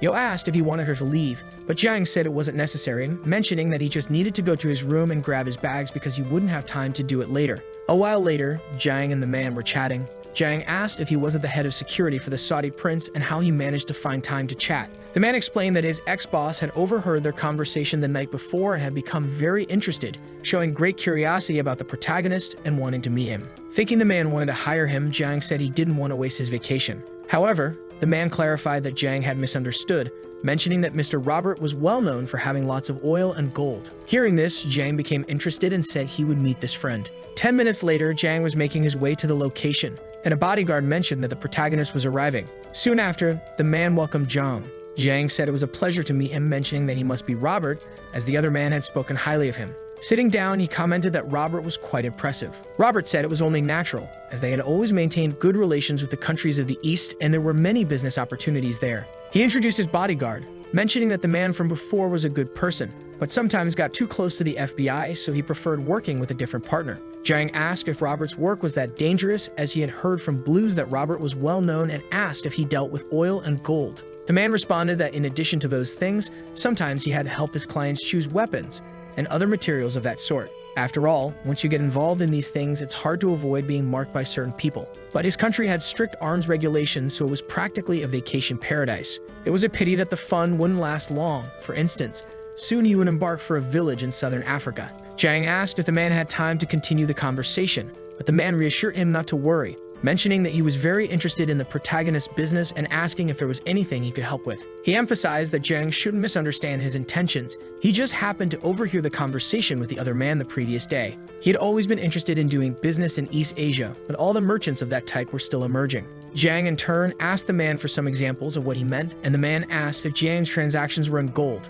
However, as far as he knew, Jiang's country had very strict laws and large gold transactions could attract the government's attention. Jiang remarked that the man seemed to know his country very well and asked if it wasn't a problem to sell gold in America. The man responded that it was an issue there, but they could discuss the laws and legalities with a specialized team that handled these small problems. To illustrate his point, he gave an example. If a Saudi supply company received oil from there, the transaction would be illegal in Iran. But if they circled their supply posts in Saudi Arabia, a shipment would eventually be converted into something legally sold on the global market. Observing the situation, Jiang seemed to believe the man as a possible partnership was forming. The man reassured Jiang not to worry, as he was always honest in his dealings and could handle whatever amount Jiang wanted, as long as the gold passed through one of his mining programs in South Africa. He assured Jiang that he wouldn't have to worry about any details. He would only need to sell the gold, and the man would take only 9% commission from the total. However, Jiang didn't like the sound of that. The man thought that 9% was a bit high, but such an enterprise was risky, and to raise enough capital for someone buying gold,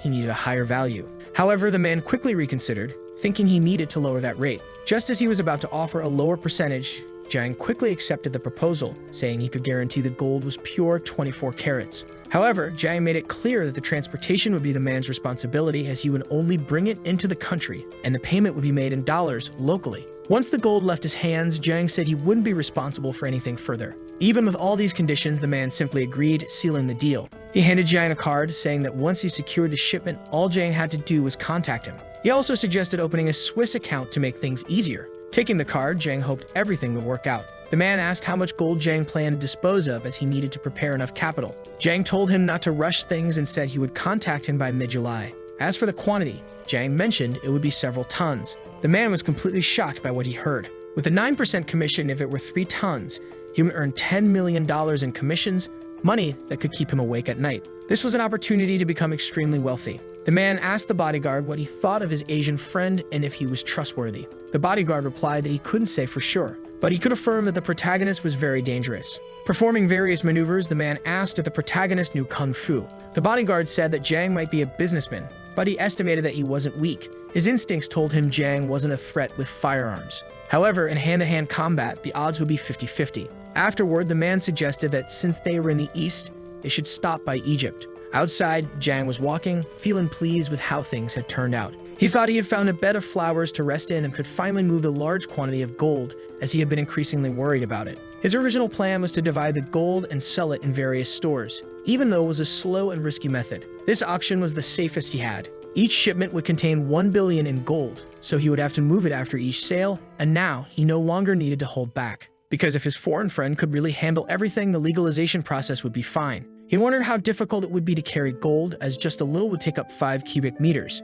Meanwhile, that girl from before was looking out at the beach, asking why Jang took so long since she was starving. Quickly, Jang suggested they go eat. Inside the restaurant, the girl noticed some penguins and remarked how cute they were. Jang responded that he had heard the place was quite beautiful at night. Noticing the young man's expression, the woman mentioned that he seemed very happy that day. Jang replied that he had made a good deal earlier. This left the girl surprised, as she thought it was because of her, but the protagonist asked if she could guess the value of the deal. She responded, thinking maybe it was $1 million, but lamented that even with such a good deal, she wouldn't get anything from it. Jang replied that was just a part of it and he wasn't even sure, but the amount he could earn was likely around $1 billion. This left the woman completely shocked by what she heard, telling Jang that he had real potential. However, the young man remarked that she had already checked out his potential the night before. And so 5 very exciting days passed for the protagonist in every sense. On a plane, a girl served him coffee. Jang thought to himself that the vacation had been amazing. However, it was a shame that he didn't know if he would ever see that girl again in the future. Sometime later, Jang was talking with that girl from before,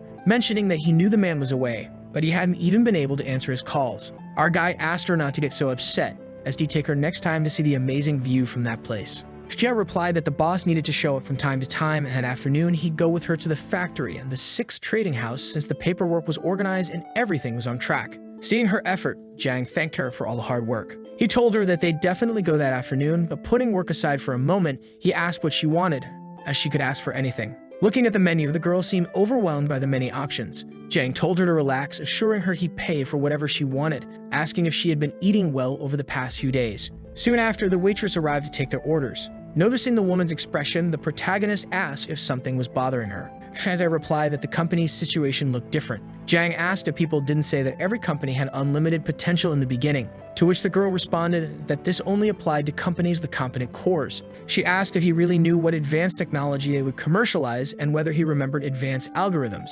Jang asked who would remember that kind of thing after graduation, saying he couldn't use that as an example. Still, he assured her that there was no need to worry about innovation, as to start, the company would develop games and then enter the mobile phone market. Interrupting, the woman asked if they would be mobile online games or just PC games, because given the current market, starting with mobile games would be better. As for the mobile phone market, it was a good idea, but they needed to keep their feet on the ground. Only then would the company grow even more. Jang replied that they should take one step at a time, but to move forward, he would have to focus a bit on manager Aisha, as she would earn 10% of everything. Kazuya asked when she had ever earned those 10%, and Jang replied that he had just given them to her. He then mentioned that the food had arrived, so they should eat. She was surprised, as things hadn't even happened yet, and still the protagonist was already dividing the money. However, the young man didn't seem to care much about that and was simply enjoying his meal. Later, that business meeting had ended, and the young man was lying on his bed. He thought that Shia had a lot of energy, wondering how she managed to keep going back and forth between the factory and the trade sector like that. Moreover, things were progressing quite well. Grabbing his phone, he realized that he needed to prepare to return to that other world. He started ordering several things to bring with him, saying he needed to focus on the essentials. He mentioned that it had been a long time since he returned, and he needed to see how things were going there. Meanwhile, in the post-apocalyptic world, a spaceship seemed to be flying, and the man said that Team 1 had reached the target's location. Activating the life detection device, the system began scanning the entire area. The man mentioned that the target had been spotted. Another individual confirmed that the life signatures matched and they were in the building. He ordered Team 1 to attack. However, the blue-haired man requested that they hold off. He questioned what was inside that building and ordered to be taken to the top. Announcing that the Black Rider group was directly above the target, they acknowledged that they were unsure of the situation and requested maximum artillery support. Inside a command tower, someone confirmed the orders and began preparing for the strike. Another individual reported that the impact would occur in 60 seconds, requesting they increase altitude. A massive ballistic device was being prepared, and within seconds, it launched. A countdown began. The man thought that the ability to instantly destroy an entire building was quite a destructive force. He announced that the kill was confirmed, but immediately after, something caught his attention. In a flash, one of their ships was destroyed. Inside the command tower, the man requested status confirmation from everyone. The pilot reported that they were crashing and urgently needed reinforcements. The pilot of the ship mentioned they had been hit by an electromagnetic pulse, rendering their controls useless. In a moment of adrenaline, the blue-haired man ordered everyone to jump. As the ship began to explode, he and his companions jumped out, activating jetpacks attached to their backs, urging everyone to focus on their mission.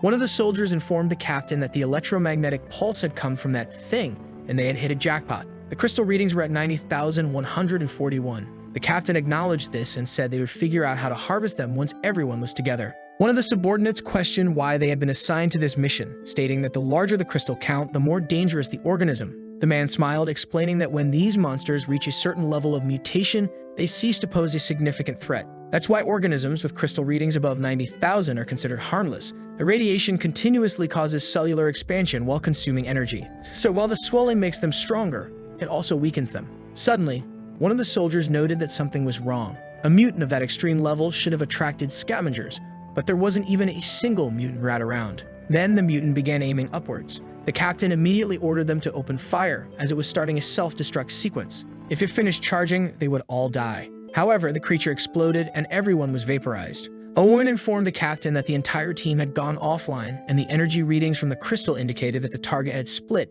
with the system now detecting 12 different forms. The man ordered the entire team to prepare for deployment. Meanwhile, Jiang Chen remarked that the place hadn't changed at all, it was still the same chaotic mess. As he began to grow accustomed to the air of that world, he realized that he truly couldn't teleport living things. Arriving at the base, he questioned whether it was the same place he had visited a month ago. Opening the gate, Sun Jiao greeted him with a hug, and Jiang Chen admitted he had missed her. She proudly said she would show him her masterpiece, explaining that she had replaced all the sculptures and fountains with fortifications.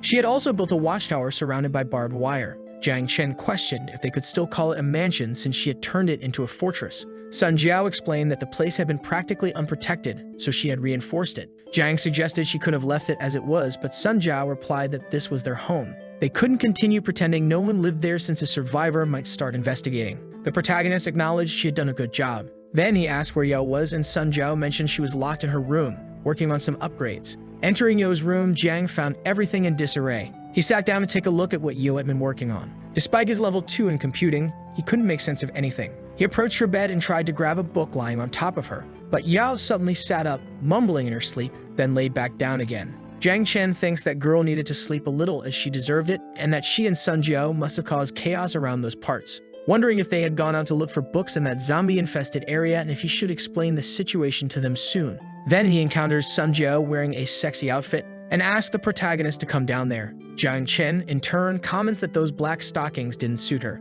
Sun Jiao asks if he had anything else to say. The boy, in turn, says to wait for Yo to wake up so they could have a family meeting. However, the girl then ties up the protagonist and removes his shirt, while saying she had learned that from the pre-war libraries. Jiang Chen says she hadn't smelled him when she entered, so he thought she didn't know. The girl asks if he had committed treason. While nodding, the protagonist says he promised to do anything to make up for it. Sun Jiao smiles and says he would have to see again how incredible she was, beginning to run her hands over the protagonist. However, both remember they now had a child at home, so the girl takes a deep breath and says that the intruder had been contained and that Yao should watch him. As the woman runs off, the young man asks to be released. Then Yo appears and questions how that knot in the rope had been made. Right after, Jiang Chen sits on the couch and says he had something important to tell and that they should get straight to the point. Then he admits that he came from another world. Sun Jiao smiles and says she already knew. The protagonist then demonstrates his powers, and Yo asks if he was some kind of god. Jiang Chen says he didn't pull those items out of thin air, explaining that he had a temporal warehouse, but only he could see and use it, and that he stored things from the other world in this warehouse to transport them. However, he says he had already tried to transport something alive besides himself. Yo says that would be good, as it could bring mutant bacteria to the boy's world. Jiang Chen is surprised, as he had never thought of that, and concludes that the bracelet probably kills all external life during the trip, otherwise his world would already be infected. He then says he had brought supplies to exchange for crystals and also things to improve their village. Sun Jiao says the survivor camps would pay, but the young man says he doesn't trust those camps, so he would go to 6th Street. The girl in turn says that Huivyu's mercenaries would be waiting for them. The boy tells her to relax, as he wouldn't risk himself even for 2 minutes. Immediately after, he uses his teleportation. Upon returning, he says making so many trips was tedious, but this way he would be able to go alone to 6th Street and use the dimensional warehouse to bring the goods. Then he says that Sun Jiao needed to stay to protect the house because there was no one else capable of doing so, and that she could hire some people there. Since that area was very large, they wouldn't be able to defend it alone. Yao remains silent and asks the boy if he didn't meet her anymore. But the young man replies that he just didn't want her to get tired. Sun Jiao says there was something dangerous he needed to be careful about, that it was not to remove the electronic collars from the slaves. Jiang Chen says he already knew about that and that he used to have a peaceful way of thinking to deal with the problems of that world. But now, he wasn't going to do that anymore. Then the girl asks if the family meeting had ended. But the young man says there was still one more issue to discuss, and it was about the girl asking if she could tell. The girl is surprised because he still remembered. She was happy with the life she was living, and that this was, in fact, her home. A man says they managed to collect some worthless things. While pulling Sunjo's hair, he says that her family wasn't there anymore, and he tells his boss that even if they sold them, they wouldn't even make enough money for gas. The leader in turn says that if they were that useless, they should throw them to the zombies, and that they should do it quickly because they had problems on the way. The girl thinks she was going to die right there. However, a sniper appears and shoots one of the soldiers. While they search for a place to take cover, another man is hit. The leader orders them to open fire to the southwest. However, the woman advances and slashes the soldiers' throats. One of the men tries to shoot her. However, the girl dodges and kills him. While hiding, Sunjo thinks about how she doesn't want to die. Then the woman says everything was fine now and asks if the girl wants to go with her. Sunjiao realizes that all the men have been killed. The girl takes off her helmet and says they were just a group of slave traders, and that Shelter 71 was just a refugee shelter. So the world outside is very different from the shelter. Right after, she gives a piece of bread to the girl. While walking together, the girl explains that her job was to clear the wasteland and that to survive, she had to kill people. Then she asks what the girl plans to do. However, Sunjiao remains silent. The woman says there was a new survivor camp nearby and that she could take her there. But the girl replies no. The girl says she thought the age of genetic deficiencies had passed, so the girl couldn't be changed. Then she asks the girl to say where she wants to go, because without a goal, she wouldn't last long in that hell. Sunjiao in turn replies that she wants to find her family. The girl says then she better hurry because the girl still had a lot to learn. Returning to the present, Jiang asks what happened after that. After that, she slowly discovered that her mentor was lying and that there were no more families in the wasteland. And it would be strange if there were because families are easy targets. Gradually, she understood that even if she found them, her family wouldn't be able to return to the life they had before. Thus, her mentor taught her how to survive in the wasteland while turning her into a soldier. But her mentor was quite strange because she was in charge of killing people but always wasted her time doing unnecessary things. And she was so mysterious until the day she disappeared out of nowhere. Afterwards, she tried to find her, but everyone said she had died in a battle. After that, Jo began to wander around alone. Thus, passing through many places, in the end she finally managed to confirm something. That her parents were simply no longer alive. However, her little sister was still alive, and no one could say whether she was dead. So she continued to search for the girl, looking for the place where her father used to live before in the shelter. And that was where this house was. The protagonist already knew this because after searching all over for food, she ended up exhausted and malnourished. Searching the entire house for food, but all she found was a change of clothes, which she changed into, waiting for death. However, when she was about to faint, a shadow entered her house.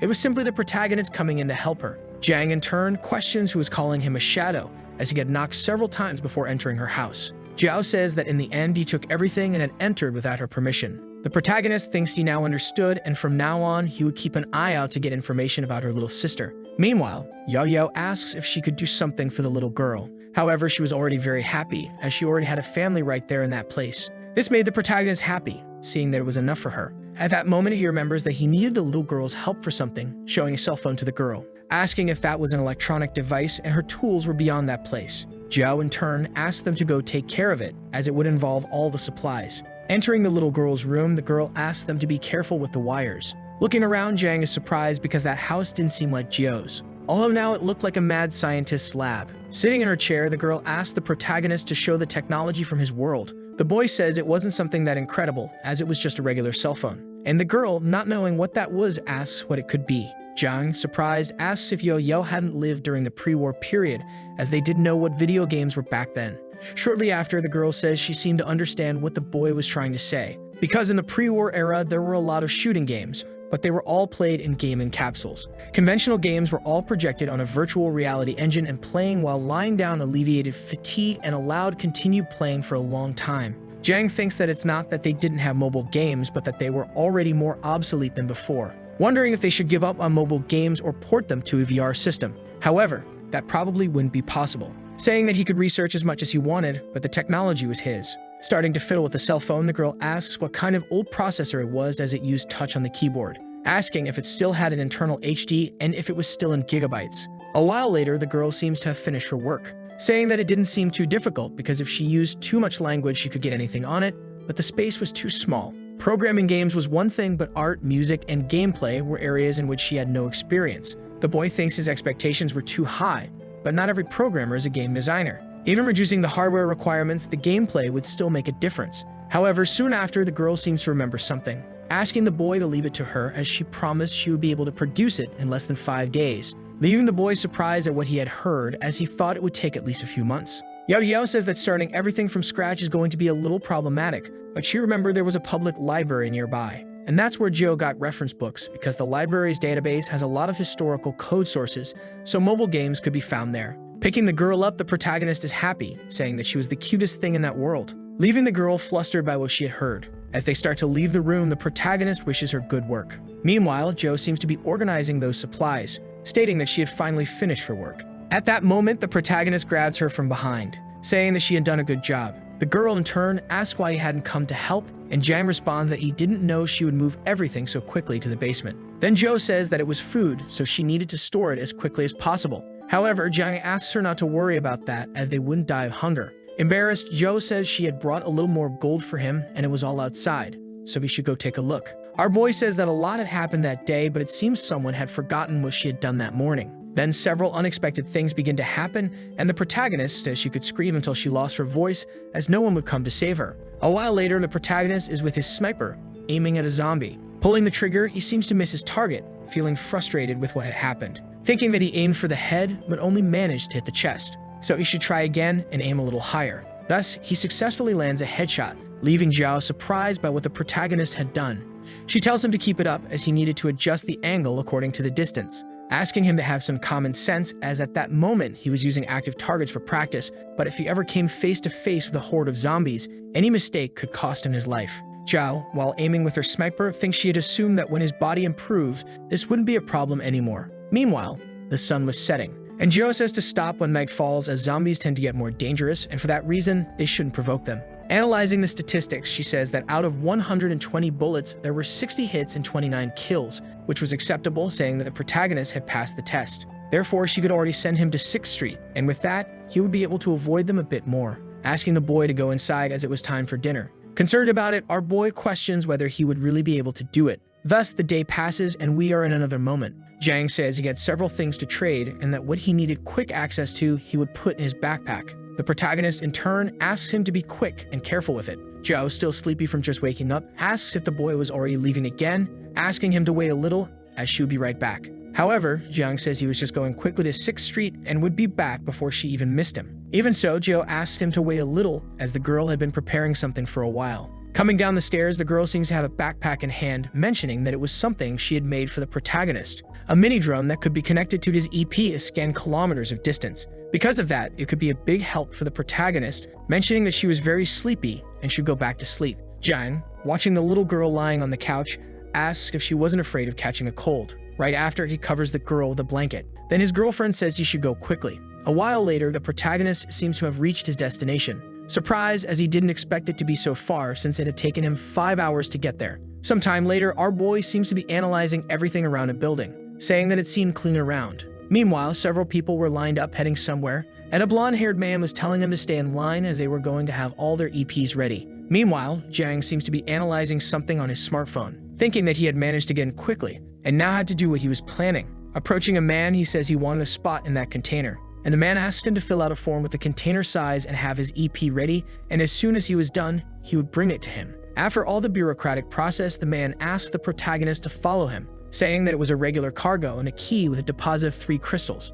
Mentioning that the deposit had been received, he says he had nothing else to do with the protagonist. The boy, in turn, is pleased, thinking that he hadn't drawn anyone's attention, and first, he would store the canned meat and the biscuits along with the other things. Leaving the place, he thinks that now he was in the inner circle, but first he needed to sell what he had in hand to get more people. And Jay had warned not to take people without value to helps, so he would need to go to the inner circle and find people with no criminal records and useful skills. Meanwhile, the protagonist seems to be analyzing something, wondering if that was some kind of weapon in the inner city. Shortly after, a man appears, asking if he was trying to enter that place, mentioning that he would need his EP and a crystal to erase the entry, and for that reason, he couldn't carry weapons. Seeming to make some sort of deal with the man, the boy thanks him for his contribution. Entering that place, the protagonist thinks it was really different, but first he needed to find a good hotel to stay in. Observing what was in front of him, he thinks that one might be good. Inside the place, a man asks what he can do to help the protagonist, who responds by asking for their best room and that he would pay for a week, leaving the man completely surprised by what he had heard,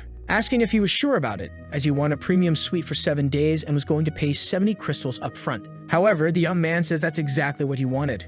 Meanwhile, an older man seems to be analyzing the protagonist's photo, asking if he was a food producer, which was very interesting. Then a woman asks if he would like her to make a visit to him. However, the man says it wasn't necessary, as they would just observe for a bit.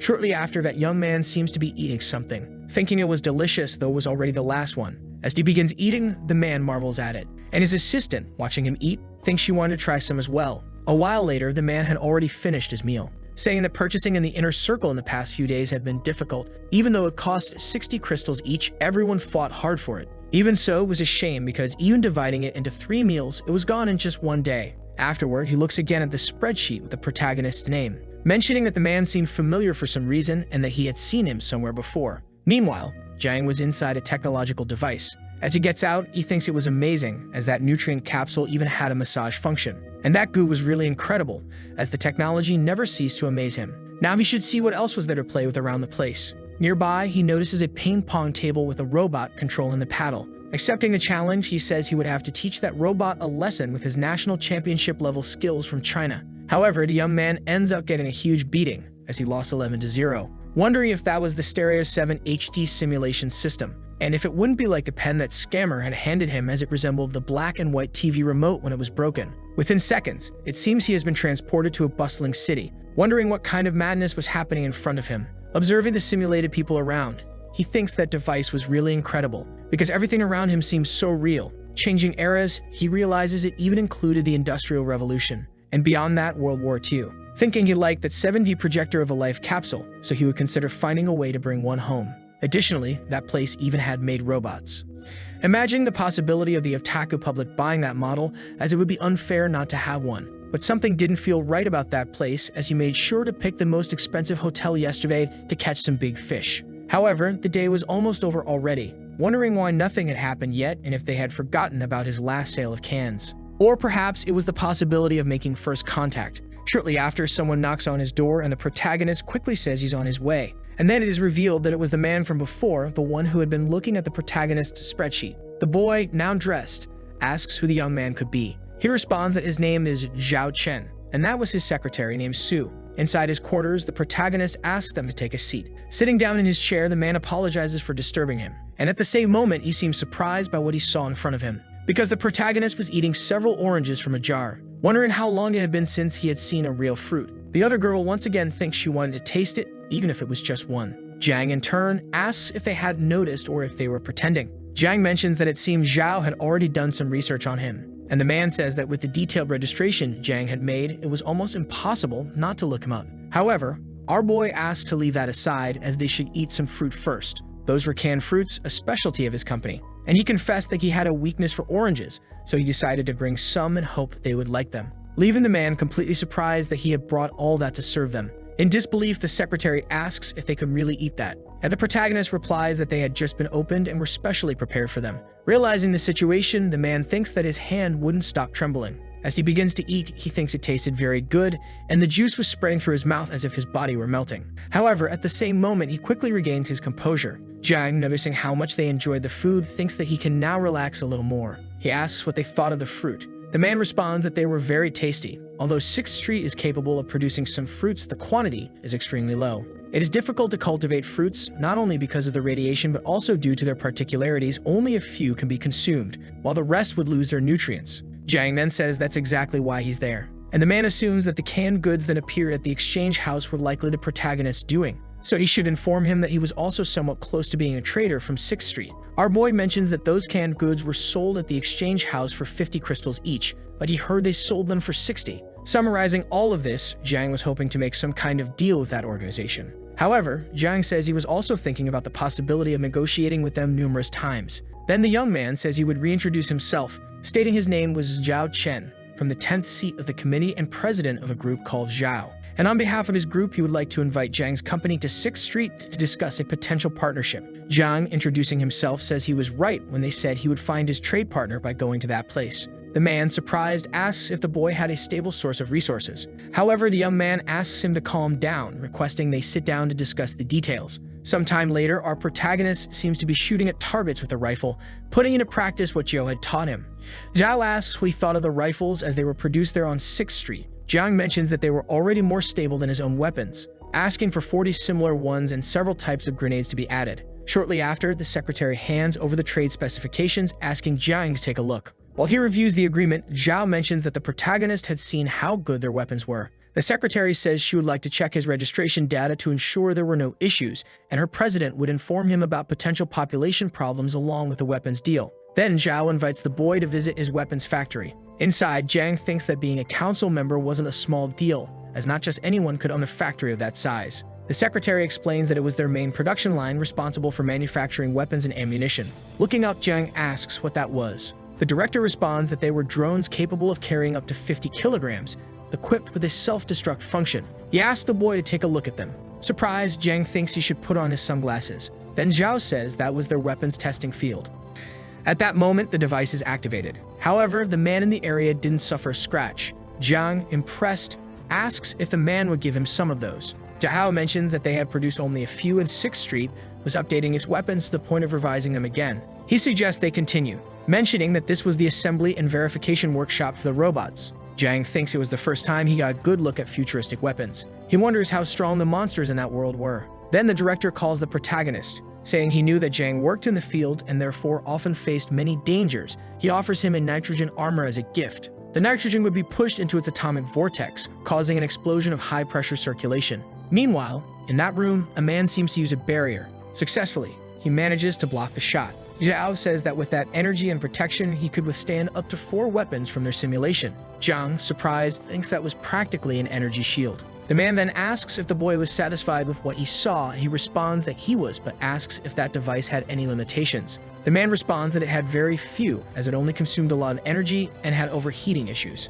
Surprised, the protagonist says he didn't know Zhao was an expert in weapons, but the man says they should get to the most important point. One day in the post-war period, Zhao, along with his wife, had woken up. He had been the chief engineer before the war, so he had the opportunity to enjoy the hibernation chamber with his family. But it was unfortunate that the post-war world turned out to be the opposite of what they had imagined. Thus, the bandits took everything they had, and the refugees ended up becoming commodities to be exploited. There were those who became partners of the oppressors, as well as those who sacrificed themselves so that others could live, and the rest were sold. One of the slaves mentioned that they saw value in his labor, and so they gave him something to do. The man thinks the funniest thing was that being a chief engineer didn't help at all, and he was only chosen because he was fit for manual labor. That slave became an assembler on a production line. But amid all the misery, he had a small moment of happiness as a few weeks later, his wife was sold to the same block as him. The man thinks they were lucky to find each other again. However, one day about 40 people were called in for a routine quarantine. This so-called quarantine happened when they marked people with infection X1, a procedure used to get rid of the infected. The slave wonders why he didn't resist, because from the moment they entered Block 6, their lives no longer belonged to them. He then sees his wife and some other women, and he thinks they were in the group to be sold as battle forces, so he didn't understand why the women were there too. Then he and his wife find themselves in a truck. Apparently there are other families besides them in the vehicle. The slave thinks that all the people there had good technological knowledge. In other words, they were useless. Then the truck stops. As Jem puts food on the plates, he says those people must be tired and asks them to get down to eat. The man thinks he never imagined he would smell rice again. The slaves get off the truck, wondering if this was really happening, questioning whether this was just a fake experiment. However, they were so hungry that they couldn't resist the smell. Then they eat the food, satisfied, and thank Jiang for the meal. Jiang Chen says they don't need to thank him and that there was enough for everyone. But if he saw anyone wasting food, he would make them eat it all until they vomited. Sun Zhao says they used 1 kilogram of rice with 2 pieces of dried meat and 3 cabbages for that meal. However, the protagonist says those things were nothing, and now that they had finished eating, they should get to business. Sun Zhao gets irritated by the boy's nonchalance. Then Jiang Chen walks over to the slaves and asks if everyone had eaten. The people in turn remain silent. The boy says that if they want to eat the next day, they need to answer him. The man responds that everyone was satisfied. Jiang Chen then says he figured everyone was wondering what their situation was. And to summarize, he had fed them and would guarantee them unimaginable fortune. So all he expected from them was not to be useless and to prove they were worthy of 3 meals a day. He then returns to his world, thinking about how tiring it was. It had been meeting after meeting and hiring after hiring. But now everything was fine because at least the game development base was set up, and they even got some cooks. And it seemed like he hit the jackpot by choosing to buy those slaves from Zhao. Immediately after, he pulls out all the gold he had gotten from his warehouse, and his neighbors get annoyed because it made so much noise. Jiang Chen, in turn, apologizes for the disturbance. Then his phone starts ringing. The boy thinks it's probably a bunch of messages from Xia and decides to answer the call. However, the person on the other end is upset because he hadn't paid rent in 6 months. The young man thinks he doesn't have the energy to argue and that it's probably time to say goodbye to that place. Unbothered, the protagonist tells the landlord to rent the apartment to someone else. and then he hangs up. Afterward, he decides to call Xia. When she answers, the woman asks if the president had really returned. Jiang Chen says he's been busy with business. The girl, in turn, asks if he knows that the company is still in its early stages. The protagonist thinks she's still tough, and then asks if she could go with him to see a house, and she hangs up the call. However, he calls again. Xia gets irritated but thinks she should stay calm and take a deep breath. When she answers the call, she asks why he needed her to buy a house. Jiang Chen says that he had almost resolved the issue of mobile game development, and that they could now consider the development phase complete. They just needed to hire a few specialists to review the projects. Xia says that to prevent her boss from getting out of line, she feels obligated to handle the mundane tasks of the job and will research properties with good prices. After hanging up, the boy thinks that there was no one more suited to handle that than his formidable ex-boss. He then decides to deal with the gold issue, thinking it was time to bother his foreign friend. However, the man takes a while to answer, leaving the boy confused because it should be gay time there. But shortly after, someone answers asking who it was. The protagonist introduces himself and asks who he was speaking to. The man says he is Nick Kaczynski and that his boss was in trouble, asking if he could count on the boy for something. Yang Chen says yes, as he was a close friend of Robert's, and they still had business to finish. He then puts away his phone, thinking that if the gold sat idle, business opportunities would pass by, and that converting that gold into cash would be a lot of work. He then thinks that he doesn't want to become a target for some secret agency because if they discovered anything, he would be in big trouble, so he decides to travel. After all, he had gotten his passport back in college, and considering his current body, he would be unbeatable. He then pulls up Liu and Shan's number and thinks he first needs to set aside some money. When he calls the man, he says he has some business to take care of with him tomorrow. By the next morning, everything had already been credited to his account. Liu and Shan tells the protagonist to be careful on the road. After the boy leaves, the man thinks that there was really something big behind him, and then he decides to call his brother, saying that he had checked everything about the young man and that he had no presence or background. And just now, he had gained an additional 7 kilos. Liu and Shan mentions that the boy could be a tomb raider or might have discovered a mine. The man then says that once the job was done, the Hongyi gang wouldn't bother him anymore. The call ends, and Liu and Shan says that now the boy is in his hands. A man throws bread to a young man, saying that if he doesn't eat, he'll die. That prisoner was Robert, a businessman whose ventures spanned various international industries, but 3 days ago, one of his informants betrayed him. Now he finds himself in a terrorist fortress, watching as a poor soul is dragged off for execution, because once they lost their usefulness, they were killed. Robert is not scared. This isn't the first time something like this has happened to him. Last time, he almost had his throat cut, but the mercenaries accepted his bribe. However, he thinks this time the situation is more serious, even though he's a valuable citizen to a nation. And if he hadn't been captured, Nick wouldn't be in such a difficult position. No matter how incredible Nick is, he's still just one man, and handling an entire group of terrorists was a bit complicated for him. But Robert still believes there's a chance and intends to resist as long as possible. As he eats the bread, Robert thinks about how tough it is to chew. Upon exiting the airport, Jiang Chen thinks it seems more peaceful than he imagined. He then shows a map to a taxi driver and asks him to take him to that location. Upon arriving, the driver says that although everything seems calm, there's no guarantee of a sudden attack, and peace is something hard to come by around here. After getting out of the taxi, a man approaches to speak with the boy, asking if he came alone. And that although Jiang Chen is a good fighter,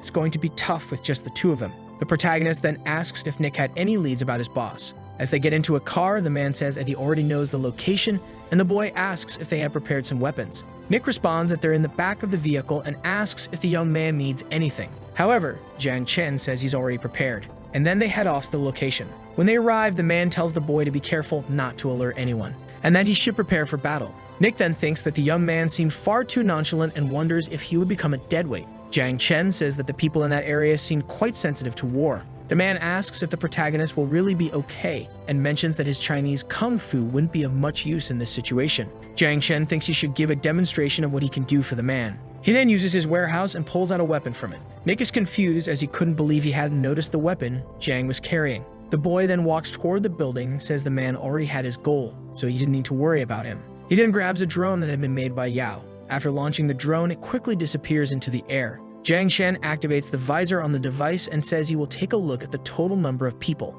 He then reports that there were 14 people in the building, but 3 were unarmed. He tells Nick to stay outside because he can handle the terrorists inside the building. The man says he trusts Zhang and leaves his boss's life in the young man's hands. Shortly after, the protagonist advances. Inside the building, a group of terrorists is playing cards. One of the men says he's going to the bathroom. Jiang Chen moves through the base, thinking that the genetic drug had been worth every penny. Outside the window, he notices someone using the bathroom. He then eliminates the person with a shot from his weapon.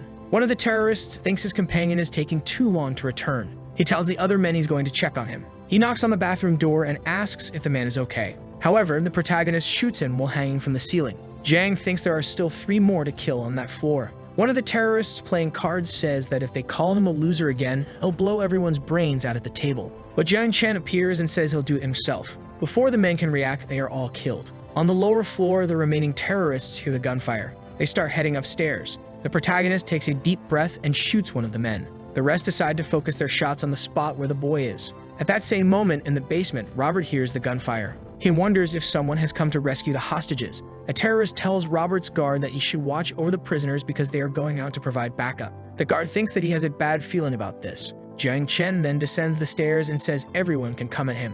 On the other side of the metal door, the guard hears the gunfire. Moments later, the protagonist opens the door and greets Robert. Robert, in turn, is surprised to see the boy there. The terrorist starts shouting in another language. Jiang Chen is confused as he can't understand a word and asks what the man is yelling.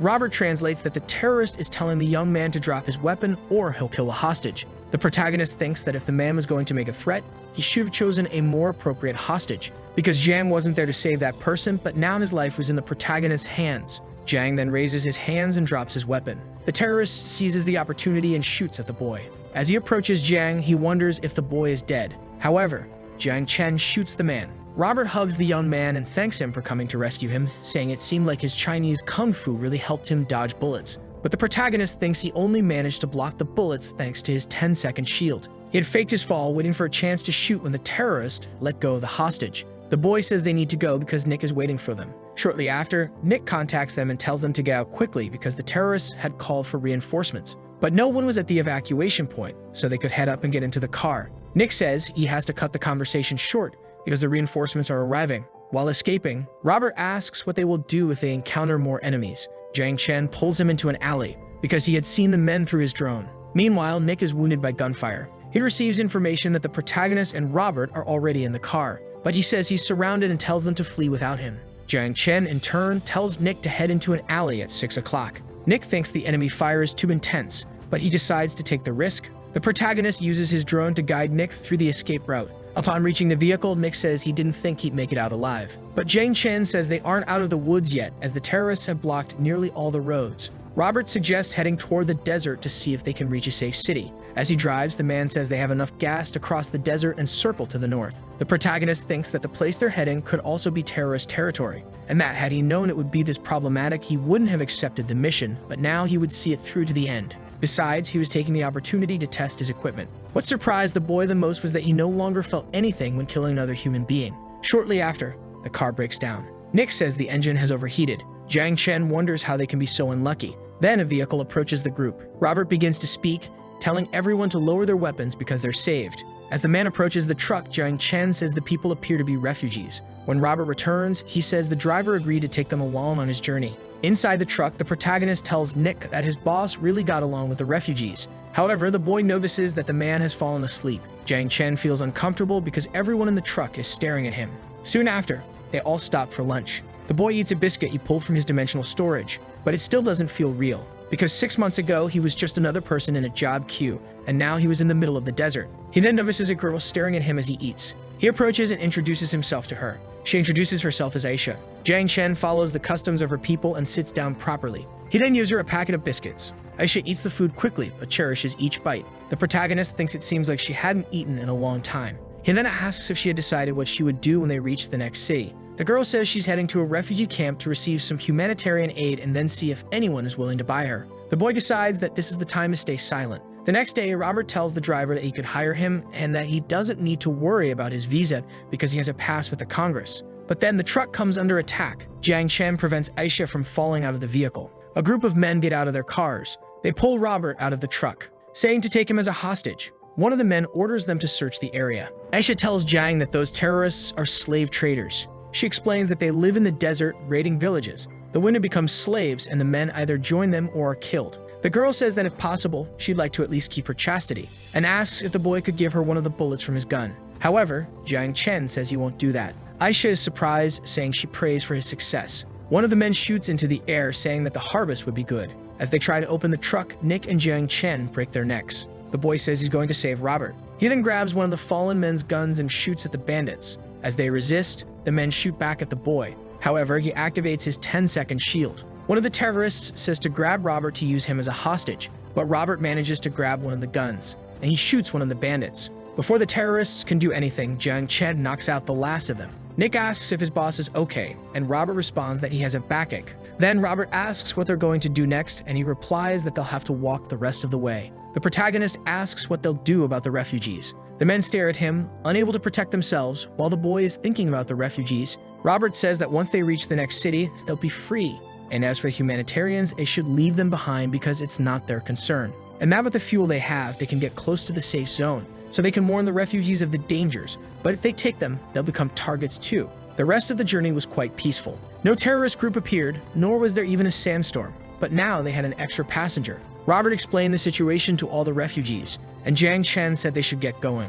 However, Aisha tugged on the protagonist's shirt. He asked what happened. The girl then spoke in her language. Jiang Chen asked Robert to translate for him, but the man felt embarrassed to translate. The boy assumed she was hungry and decided to give her a bag of biscuits, but the girl shook her head and asked them to take her with him. Jiang Chen remembered what she had told him before, and then thought he could manage to get her to a safe place. He then invited the girl to continue the journey with them. Inside the car, the protagonist asked Robert what she had said earlier. Robert explained that she was willing to lie with him as a reward for killing all the bandits. Jiang Chen blushed at the translation. Robert then asked what he thought about polygamy. The boy replied that he wasn't married. Right after, he thought it could get complicated, but he believed that with money, her problem could be solved. When they arrived at their destination, Robert asked if they thought any familiar faces were still around. Aisha became alert, wondering what those people were doing. Jiang Chen told the girl that they were in a safe place, and that they were just waiting for a few people to resolve the situation. The girl remained silent. Then Blues appeared, asking the boy if he still remembered him.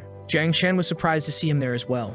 Blues said he was currently just handling security for his new boss. His name was Lawrence, a detective from the United States, and he needed to deal with an issue involving Robert, who had crossed his line of interest. Jiang Chen asked if it was okay for him to tell him about that. Blues, in turn, asked if Nick hadn't informed him. The protagonist said Nick only explained the plan and then remained silent. Lawrence told Blues not to leak information to foreigners and said he needed to accompany him to the headquarters. Blues then bid farewell to the protagonist. Robert explained that Blues, being a mercenary, worked for whoever paid the most, and this time his boss was about to be promoted. Due to making arms deals in certain regions, it could upset some people, so this was done to prevent a specific situation. He advised taking an arms dealer as an example and always watching the direction artillery was headed. It was a deal he would never make again, something to cover up his crude oil negotiations. The girl's name was Aisha, and she was 17, born in a war-torn country. When she was little, she had learned a bit about life in other countries through TV. At first, she thought that all those clean and paved streets and all that peaceful life were everyone's dream, like being in a movie.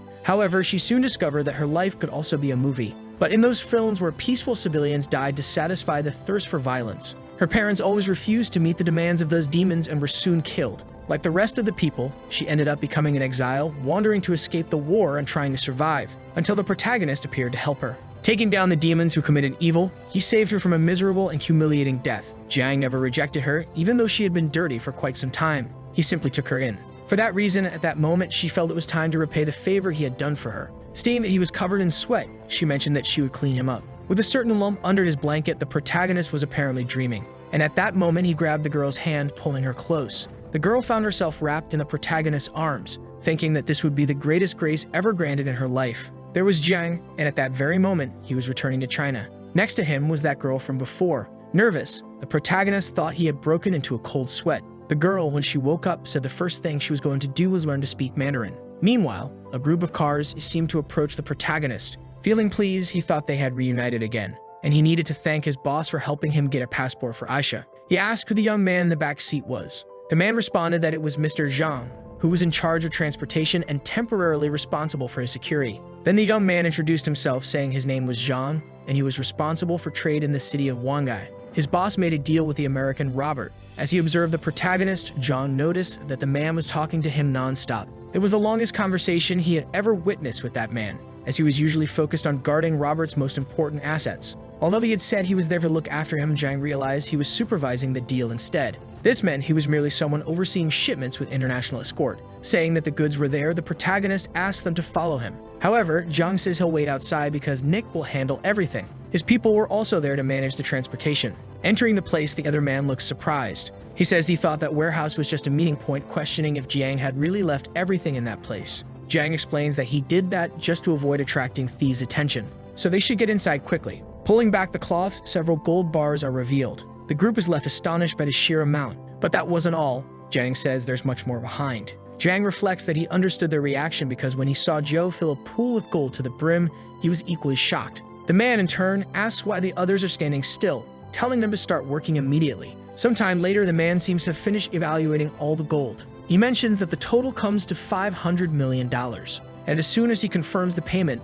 they'll give the order for his group to start loading the car. At that moment, he receives a notification of the transfer of millions of dollars. Sealing the deal with Jiang, the man says it was a pleasure doing business with him.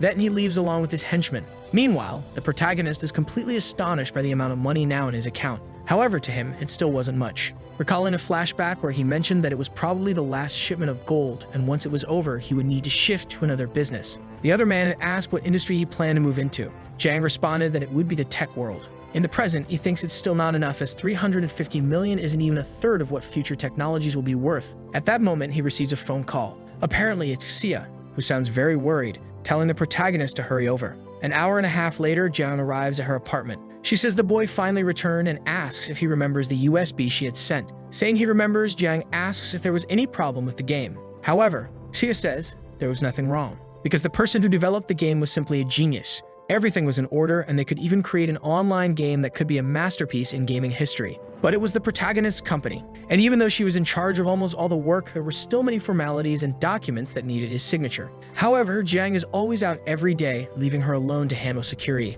Jiang asks her to relax, assuring her that she'll be paid for all of it. Xia asks him to call her next time and not return to her home once again. The boy asks if she had already chosen a location to establish the company, and Xia says she was about to give him an update on recruitment from the last time. Talking about the company's development, she says the mobile game had been submitted for approval and it didn't contain any overly sensitive content, so she believes they'll receive the results soon. She starts explaining various things about the company, and the protagonist seems to understand none of it.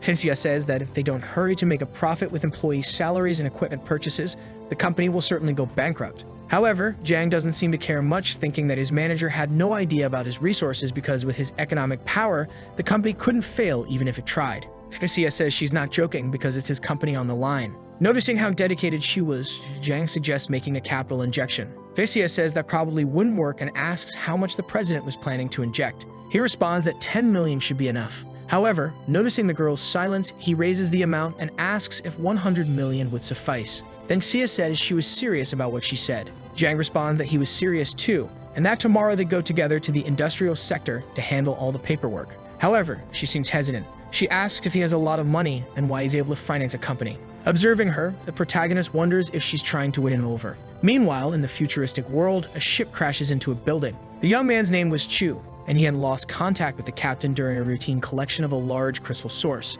Now he seemed a bit desperate amid the intense heat of an explosion. To be precise, he hadn't followed the captain's order to evacuate the transport vehicle, so he believed that's what saved him. But his colleagues weren't as fortunate. Moreover, his communication equipment had already failed. He thinks that while he was unconscious, there must have been a massive electromagnetic pulse explosion that even caused his microchip to malfunction. So he needed to check his gear. With what he had left on his weapon, he still had 5 cartridges, 2 syringes, and his nutrient supplies for food. If this was all he had, he would have to push beyond his limits and find his captain. The elevator wasn't working, but at least there weren't many zombies on the higher floors. Meanwhile, several zombies roamed the area. The man thinks he's reached the ground, but it took too long and it was already almost night. So he needed to find a survivor base or somewhere to spend the night. Thus, he decided to take advantage of the remaining daylight, and since these things were slow, he needed to find a way out of the city. When the war started, everyone was evacuating the metropolises, so those cars must have been heading toward the suburbs. For this reason, he needed to hurry. Meanwhile, a girl seems surprised, wondering why no one has shown up yet.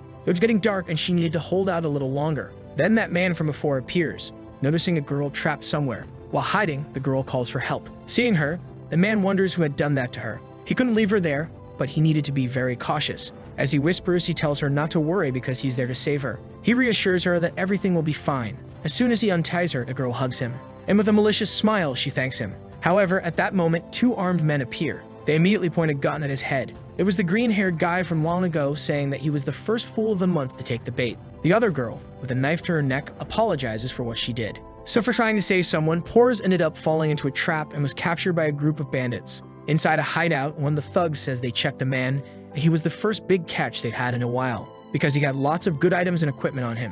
Congratulating the girl from before, the other man thinks they should now roast that big fish, asking if the guy had a name.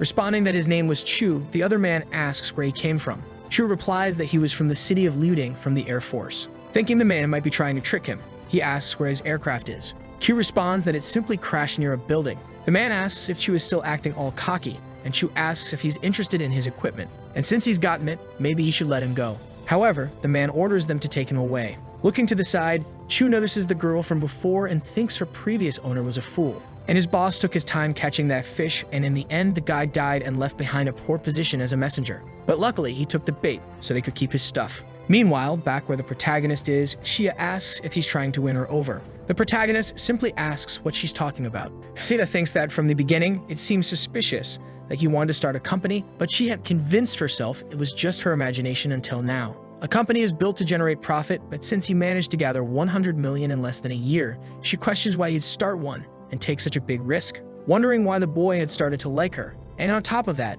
she had caused him a lot of trouble, forcing him to quit that job. Questioning the reason for doing something in that way, as she didn't want to be any kind of trophy. But that could be the new generation of the rich creating a company to keep it under control, wondering how much it would cost to escape this time.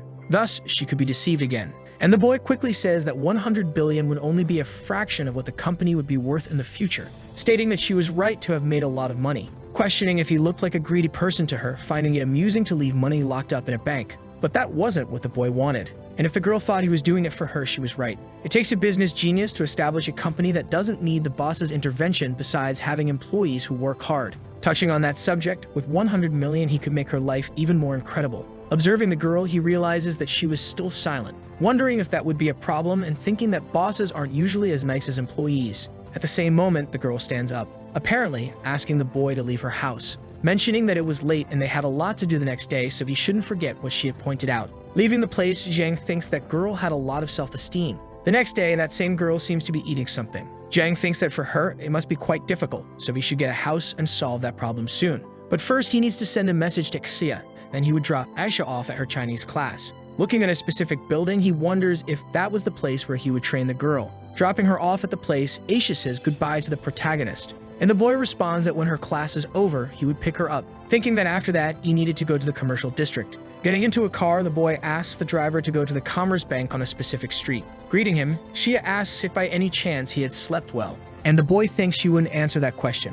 She says that in the next few weeks, there would be job interviews at a specific university, and so he should go with her. Zhang says they should discuss that later as they needed to solve the liquidity problem, starting to discuss several things about his work. Sometime later, the protagonist already seems to have returned to the apocalyptic world, supposing that this time he didn't make a good landing, because, as he remembered, that was the basement of his house and should have gotten used to fall in there before, wondering what had happened while he was away. Then a group of people seems to be moving something with a device. Zhang thinks that if it weren't for the village landscape, he wouldn't have recognized his own house, questioning where Jiao was and why there was such an incredible silence. Then a girl in the background asks if he had finally decided to return. Zhang asks her not to scare him like that and to never sneak up on him so quietly. Jiao asks why he was so startled and with whom he had slept this time. Zhang asks when she had arrived, as he hadn't even noticed, and if she wasn't too busy, it would be good to know what was happening and if she could inform him about it. However, the girl remains silently observing him, thinking that the boy really knew how to act. And sooner or later, she would get back at him, starting to talk about the various things that had happened in her territory, asking him to follow her as they would talk while walking, mentioning that Yao still hadn't woken up and was probably sleeping as they were coming back. Zhang thinks that she had come close because if she had taken it further, he wouldn't have known how to respond. While the group of people greets the protagonist, the girl responds that this was the community center they were developing, and they had also fortified the perimeter defenses by installing machine guns, but for now, they were only serving to defend against zombies and survivors, mentioning that in 2 months they would add weapons to them. Observing those weapons, Zhang thinks that each of them was very expensive and asks how the negotiations with Zhao's group were going. Zhao responds that at the beginning of August, the volume of crystals was among the materials they had traded, but for the constructions. Zhang thinks that a few days ago, she was like a lioness for losing a few potatoes, but now she was talking about a lot of money without even blinking, saying that it went very well and that to build a proper base, one can't skimp on money. Thinking that he had assumed she was only good at killing and had never suggested she would be so competent, the girl in turn mentions that the surrounding survivor groups had already noticed them and wanted to make contact, and there were about 57 groups around their base between large and medium groups. Zhang thinks that was a lot, and when he tried to make some money at that time, he was attacked by a mercenary group in Block 6, Even if it's not worth it for those survivors, the only reason Zhao's group doesn't attack is due to the support of his company. Zhao says that's why they took countermeasures, implementing rules that prohibited eating outside the continuous zone or lighting any kind of flame, making it clear that the entry of any survivor was forbidden, and as for how to deal with them, they thought it better to wait for the protagonist's decision. Observing the situation, Zhang asks what the base's capacity was at that moment. The girl responds that she brought other virtual training capsules, and as a result, everyone that could handle weapons and fight. Sometime later, the girl ends up showing him the capsules, mentioning that this was one of the first models that had come out. Additionally, they were training the soldiers with genetic medications and had already used the last shipment of 50 syringes of Class D medication. Zhang asks if by any chance those could be used to learn another type of language. Replying yes, the girl asks why he wanted to learn another language. The protagonist thinks he should give one of those to Aisha along with the genetic medications, as that way he could have a beautiful bodyguard and driver, mentioning that he would use it for something, and for that reason, he was going to take one. Saying that since they had a fixed armed force in that place, they could solve the problems of the other survivors, asking to establish a trading center at the entrance of the base. Additionally, they were to sell biscuits to the scattered survivors, exchanging them for crystals. Zhao asks why they would trade that, as she didn't think they would be able to buy anything useful from them. The protagonist says it could be anything useful and the value didn't matter, they just needed to know they would work for them. That way, they could gain trust over time and also make it clear they were trying to compete. Observing the situation, Zhang thinks he was right, noting that those people weren't easy to control. After all, they had a microchip. However, Zhang asks her to relax and stop worrying, because they were increasing their manual labor and that first shipment of helpers they got could keep up with the work, asking her not to forget to give 30 crystals to each person as a salary, since they couldn't keep them as volunteers forever. Soon after, the girl seems to be impressed, saying that she never thought he would care about the other side, which is why she misinterpreted things. The boy responds that of course he cares, since that was his home. Then Zhao asks with whom he had slept the previous night, making him uneasy with that question.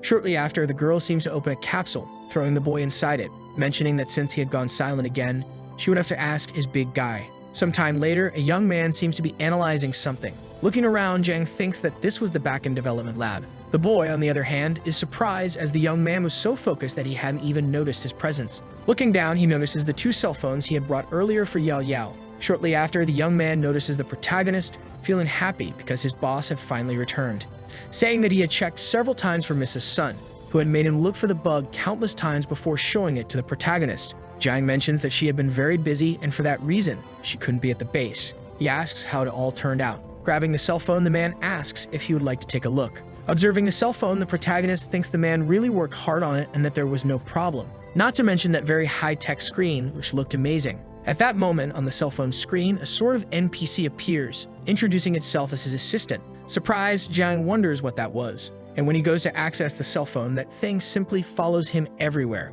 The protagonist asks if that thing could hear him, and it quickly responds that it was his loyal assistant. And if he needed to open any app, he just had to access the menu that way. But it recommended that he ask it to do so. The other man says that if he found the assistant too annoying, he could operate in text mode. The young man thinks that this was no small thing, as that assistant had the same level of language and intelligence as they did. Moreover, it was the NPC that initiated a conversation with the protagonist, and it was completely different from those audio receivers in his world. Speaking again, the assistant apologizes because there was no game on that cell phone yet, but it would need to search the network if there was a request. Then the man asked to plug that cable into the cell phone, as he had forgotten earlier. That way, artificial intelligence could help with the search, but there was no compatible server in that place. However, he had backed up data from 2017 to 2027, so he could help search for whatever was needed. Then Zhang asked to download a racing game with the best graphics it could find. Sometime later, the assistant had already downloaded the game, asking him to enjoy it. Noticing all those graphics, Zhang thinks they were very realistic with effects like computer games, wondering if that was really a cell phone. Observing the protagonist, the man wonders why he was so amazed by such primitive technology. Zhang, on the other hand, says that he did a good job, and from that day on, he would be the Minister of Communication and Technology at the survival base. And as a reward, his payment would be increased to 1 can of premium meat every day. Surprised, the man thanks the protagonist for his generosity, thinking that he must be dreaming. Sometime later, it was already night, and the protagonist had returned once again to his world. As he walked towards his house, he thinks it seemed like every time he went to see his house, it was nighttime. Shortly after ringing the girl's doorbell, waiting for a long time, no one had appeared. Thinking that she really wasn't going to open the door, he assumes it might be because he had gone only at night. However, he didn't do it on purpose since he didn't have much time left, and as soon as he grabbed the USB, he returned to his world. Wondering if he should leave, but not wanting to waste the trip. Grabbing his phone, he asks his assistant to call Xia.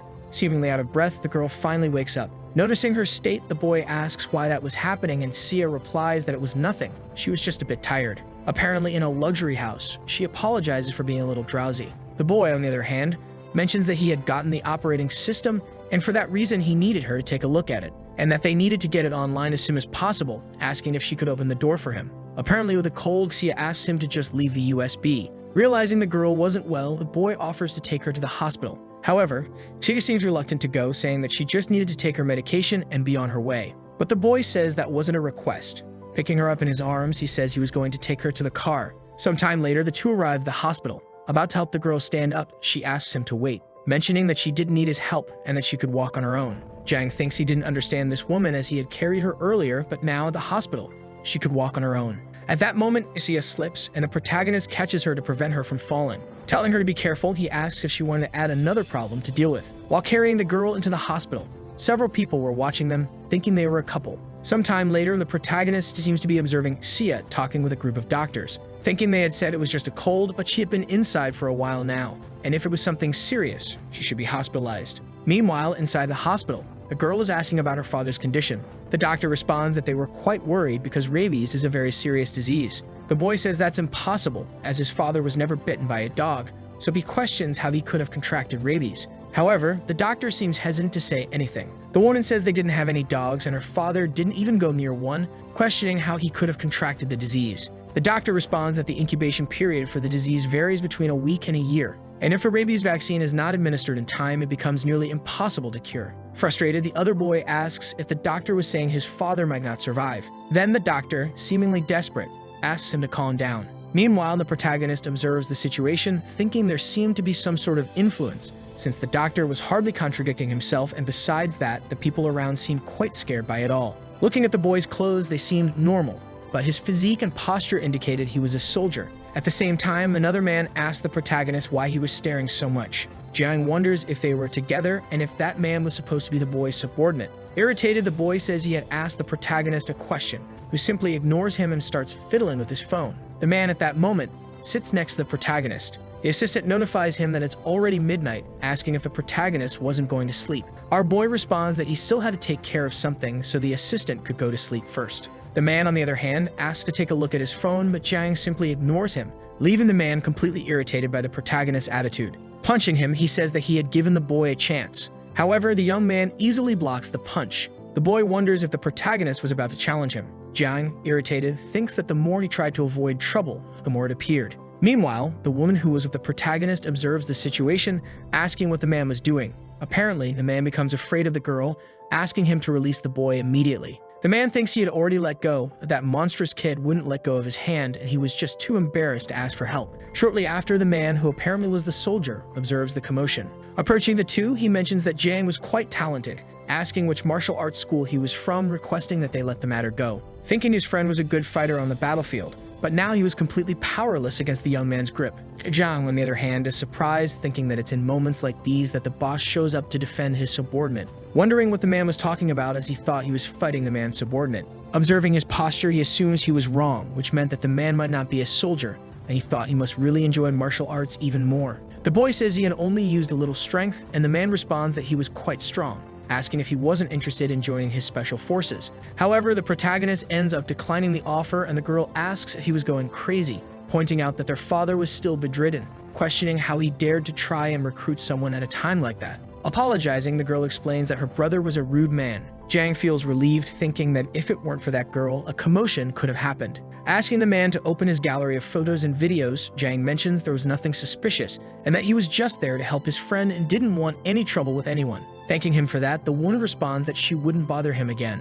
Apologizing for the incident, the young man says they were about to leave, and the girl mentions they were closing the account. However, she notices that her brother hadn't given up yet, asking the protagonist if he had any idea how to cure rabies, leaving everyone around surprised by what the young man had said. Laughing at the man, the protagonist wonders if he looked like a doctor. The girl asks them to just accept reality as they would take care of it together. Jiang, observing the man, notices that he was very excited, thinking that curing that disease wouldn't be a problem as he had some vials of Class D medication that could help cure rabies gradually. Moreover, he could have used some of that to cure Aisha instead of needing to go to the hospital. Then the young man asks for the protagonist's name, to which he responds that his name was Jiang.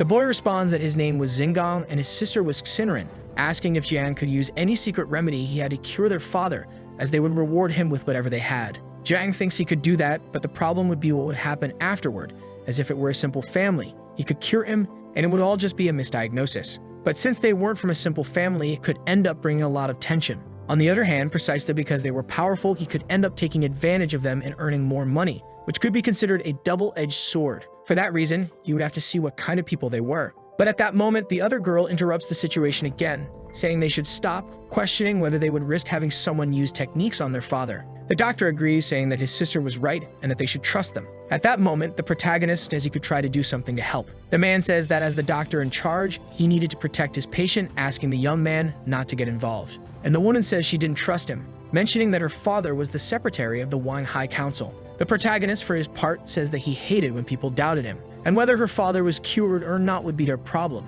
as he wanted to make it clear that they were the ones who bothered him with this, and he was just offering help. Besides, the woman should already know that medical procedures would never cure that kind of disease. Then the boy says he trusted the protagonist, because when someone with rabies manifests symptoms, the mortality rate rises to 100%, and the death is very painful, so they should trust the protagonist even if there was only a 1% chance of helping them. Impressed, Jiang thinks that after all, that boy wasn't so foolish. Standing up, he says he only needed 10 minutes and didn't want anyone to interrupt him during that time. The doctor, about to interrupt the situation, is stopped by the other man, who says he would take responsibility and was placing his trust in the protagonist. The girl, about to say something, is interrupted by the protagonist, who asks her not to say anything else. The girl thinks that maybe her brother is right, and if their father isn't treated, he will end up dying, so this was their only gamble. Looking to the side, Jiang notices a camera watching him, thinking that a grenade could solve that. Using the camera, he successfully conceals himself in the room, quickly grabbing a siren from his portal, thinking that the man was already in a coma, so he wouldn't need to explain anything. Sometime later, our boy exits the room, and the other woman asks how the operation went. The young man simply replies that her father needed to sleep a little. The woman asks if she would have his phone number, as when her father wakes up, he should thank him. Noticing the situation, the protagonist thinks she must still be very worried. Handing her something, he says that it was his card and that his phone number could also be found on the hospital's records. However, the other man says they didn't need the card, just his number to exchange contacts, because from now on, he would be his brother and no one would ever dare to touch him again. At that moment, a noise comes from the door where their father was. Jiang responds that their father had a very strong body, so he must already be awake. Immediately, both of them head towards their father, who, with tears in his eyes, is happy to feel well again. The doctor, on the other hand, questions what method was used, since over 55,000 people die of rabies every year. However, the young man says that this secret couldn't be revealed, thinking that in due time he might tell, but for now he needed to keep that information so that no one would use it for their own benefit. Their father, waking up, asks if they were at the hospital, as he remembered contracting rabies. The man says they had found an incredible doctor to treat him. Xingong, joyful, says that fortunately, the disease was finally cured. The woman admits that she hated to admit it, but her brother had indeed found a doctor capable of curing him. Realizing the situation, the man says that if that was the case, he wouldn't complain about anything. He just needed to thank him, asking how the treatment went and where the doctor was, because he would like to visit him someday. His son responds that the doctor was right there, but about 15 minutes ago, they'd brought him back in. Surprised, the man wonders how on earth he treated that disease and who sent that doctor. Irritated, the woman asks why they didn't get the protagonist's number, and the young man responds that he was about to get it but rushed to see their father. Their father responds that if they searched, they would eventually find him, and now he needed to rest a bit, asking the two of them to leave. Since he hadn't died yet, he needed to take care of some things. The artificial intelligence believed that anyone with internet access was familiar with the term. It always antagonizes the human race and in the end is defeated by the protagonist. And there was current society continuing to develop and explore artificial intelligence. However, it was still an unexplored field and it would take years to master it. The person in front of the computer was a professional hacker, and that was just a game. His futuristic company thought it was invincible, but soon they would pay dearly when their system fell into the hands of a professional. A week later, a man seems to be apologizing to his boss, saying that Gu Sheng from the department had failed. The boss questions whether giving him the freedom to choose his own technicians wasn't enough and asks how the hacking attempt was going. However, the young man once again says there had been almost no progress. The boss says he doesn't blame the team and asks to forget about it, as from what he knew, the other companies were in the same situation. He asks what the current information was and if it had already been summarized. Handing over a document, the young man says all the information was there. The boss asks him to get in touch with the protagonist, owner of the futuristic company, to discuss acquisition rights, offering $20 million to negotiate. The The same thing was happening in the offices of various internet moguls, and even the most renowned players knew this young man born in China. Thus, the protagonist ended up awakening great interest, and all of this was processed in the blink of an eye. At that exact moment, at the center of this storm was the protagonist, calmly eating an apple. His assistant mentions that there was a total investment of 590,000 yuan in the market, which included ghost influencers hired to create a buzz. She mentions that they had broken several records that week. However, for the protagonist, that still wasn't enough. Meanwhile, the girl continues talking about the events, mentioning that at that exact moment, 12 companies wanted to form partnerships and make acquisitions, and the protagonist asks her to schedule some time for them. At that moment, Sia mentions that someone had offered $13 million. However, the protagonist responds that he wouldn't sell even for $130 million, questioning how they dared offer such a small amount. Xie, in turn, asks if his company didn't need to be patented. Surprised, Jiang asks if there was really a way to patent software in China, thinking that no one would be able to bypass his system for the next 50 years, and by the time they got there, they wouldn't even know what version Futuristic had reached. However, Sia responds that she had an idea. Stating that it wasn't easy to set up an office, she suggested that he have more control over his work environment and act accordingly. As she was leaving the room, Jiang asks her to call him by his first name only. Fezia responds that they were at work, so she asks him to keep personal matters separate. Meanwhile, inside a university, a girl asks to hurry and see her new baby. Along with her was that woman from earlier, who had gotten angry at the protagonist, showing her cell phone to the woman. Surprised, the woman asks if it was some kind of virtual patch, and the girl asks her to just try talking to it. Speaking to the phone, she says her friend didn't believe it could talk and asks if it could sing a song for her. However, that assistant says it didn't care what others thought. For it was enough that its mistress liked it.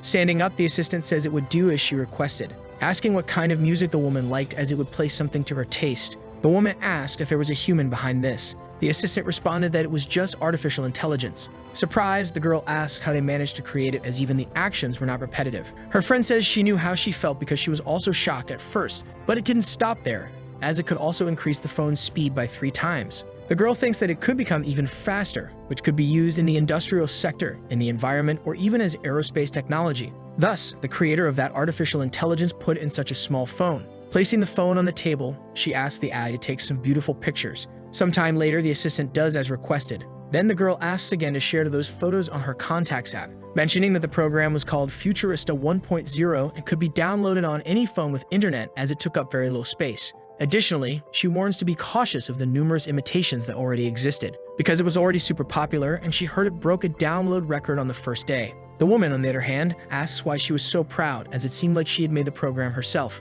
Convinced, the girl responds that she heard the president of that company was a former student of that university, and also that a girl from the student union said that in the morning they would be going to the school to recruit more students. The girl mentioned she wasn't even studying, questioning why she was so excited. Meanwhile, the protagonist was beside Xia, analyzing something. The girl responds that 14 more imitations of his program had appeared, and among them, 7 were using the name White as advertising. Jiang replies that the internet users weren't fools and surely knew what was fake, but he thought they needed a legal team for the company, thinking that it was a big problem because if it were a program without emotions, even with several security gaps, people wouldn't feel threatened. He says they needed to provide a guarantee, and if users experienced monetary loss due to a program error, Futuristas would fully compensate them. Kexia asks what would happen if there was a security breach, and the protagonist responds that it was impossible, replying that she could trust him because they wouldn't be hacked and now the rest was up to her. Shortly after, a girl appears, mentioning that the fair would open at 9 o'clock, specifically in 30 minutes. Then a woman says it was almost time, asking not to put too much pressure on the students.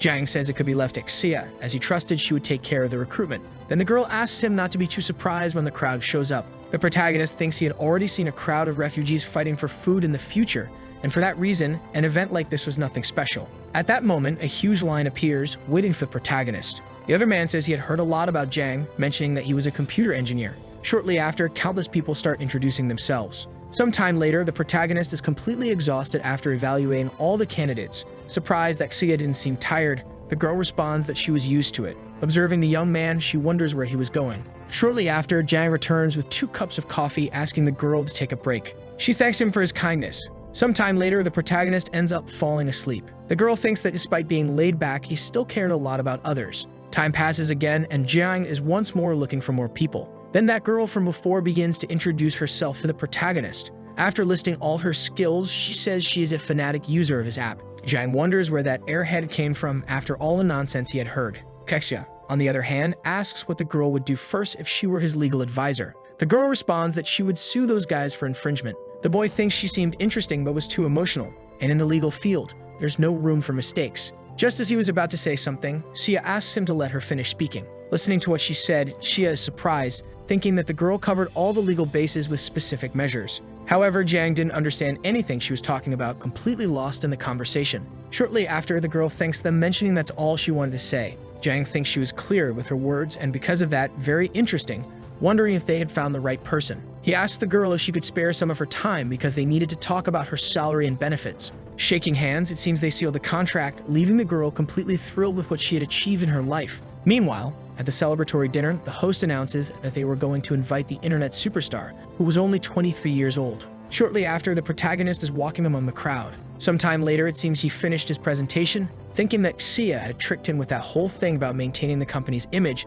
so he had to memorize the speech she had written. Meanwhile, that woman from earlier seems to be watching our boy. Surprised because that was Jiang, she thinks things were getting more interesting now. Sometime later, our boy is looking at the view, thinking that all those discussions were just meaningless chatter and that as soon as the career event ended, he would leave immediately. Noticing the woman behind him, he asks who she is. She, in turn, asks if he had forgotten her from that time at the hospital. Recognizing the girl, he realizes it was the woman from before, saying he didn't expect her to be that famous man's daughter. Jiang says it seemed like they studied at the same school and asks if she came there to make a partnership with him. Then the girl says that at that moment, she just wanted to ask him one question, mentioning that she wasn't there to try and discover the secret of his business, but as the editor of the campus newspaper, she would just like to interview the brilliant former student of that school. Thus, the interview lasted an hour and a half, but she only asked trivial questions. Finishing everything she wanted to say, she mentioned she just had one more question, asking for his phone number. Entering the number into her phone, he says that she was already using his products.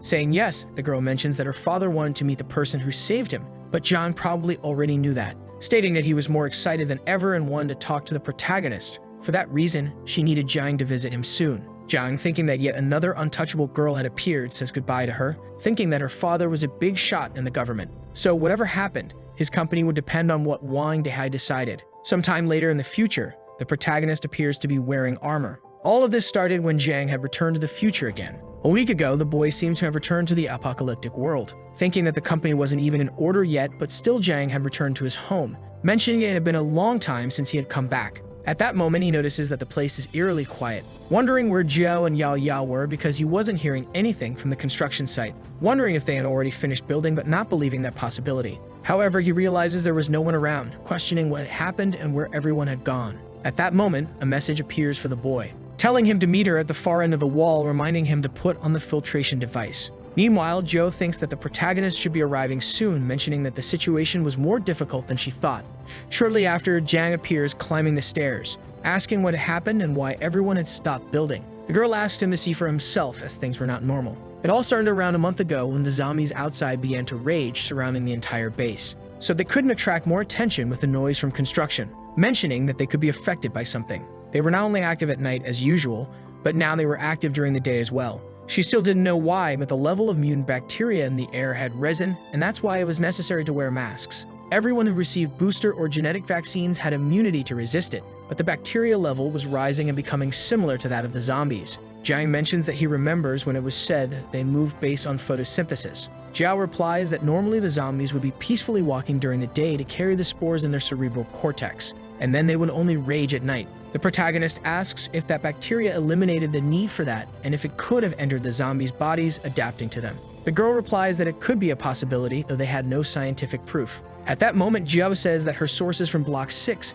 had informed her that the bacteria was coming from some kind of source. Jiang asks what had happened to the survivors near the base and how they had reacted to it. Jiao replies that, unfortunately, they were the only base in the region and the largest group of survivors in that area, but even so, they were unable to act. Our protagonist says that letting it continue would be dangerous, so it was necessary to take the initiative and eliminate the source of the bacteria. However, it would be very problematic to leave the base at that moment. The girl comments that it seemed like the bacteria was attracting the zombies to where the humans were, so they wouldn't be able to negotiate with other survivors. Jiang mentions that the sewer entrances were hundreds of meters from Block 6, so they would need to eliminate the source of the bacteria in that place. He mentions that he had a feel in the air that was getting heavier, so it would be difficult to approach. However, Joe says that she would reformulate the battle plan, so the next day, they would dispatch the troops.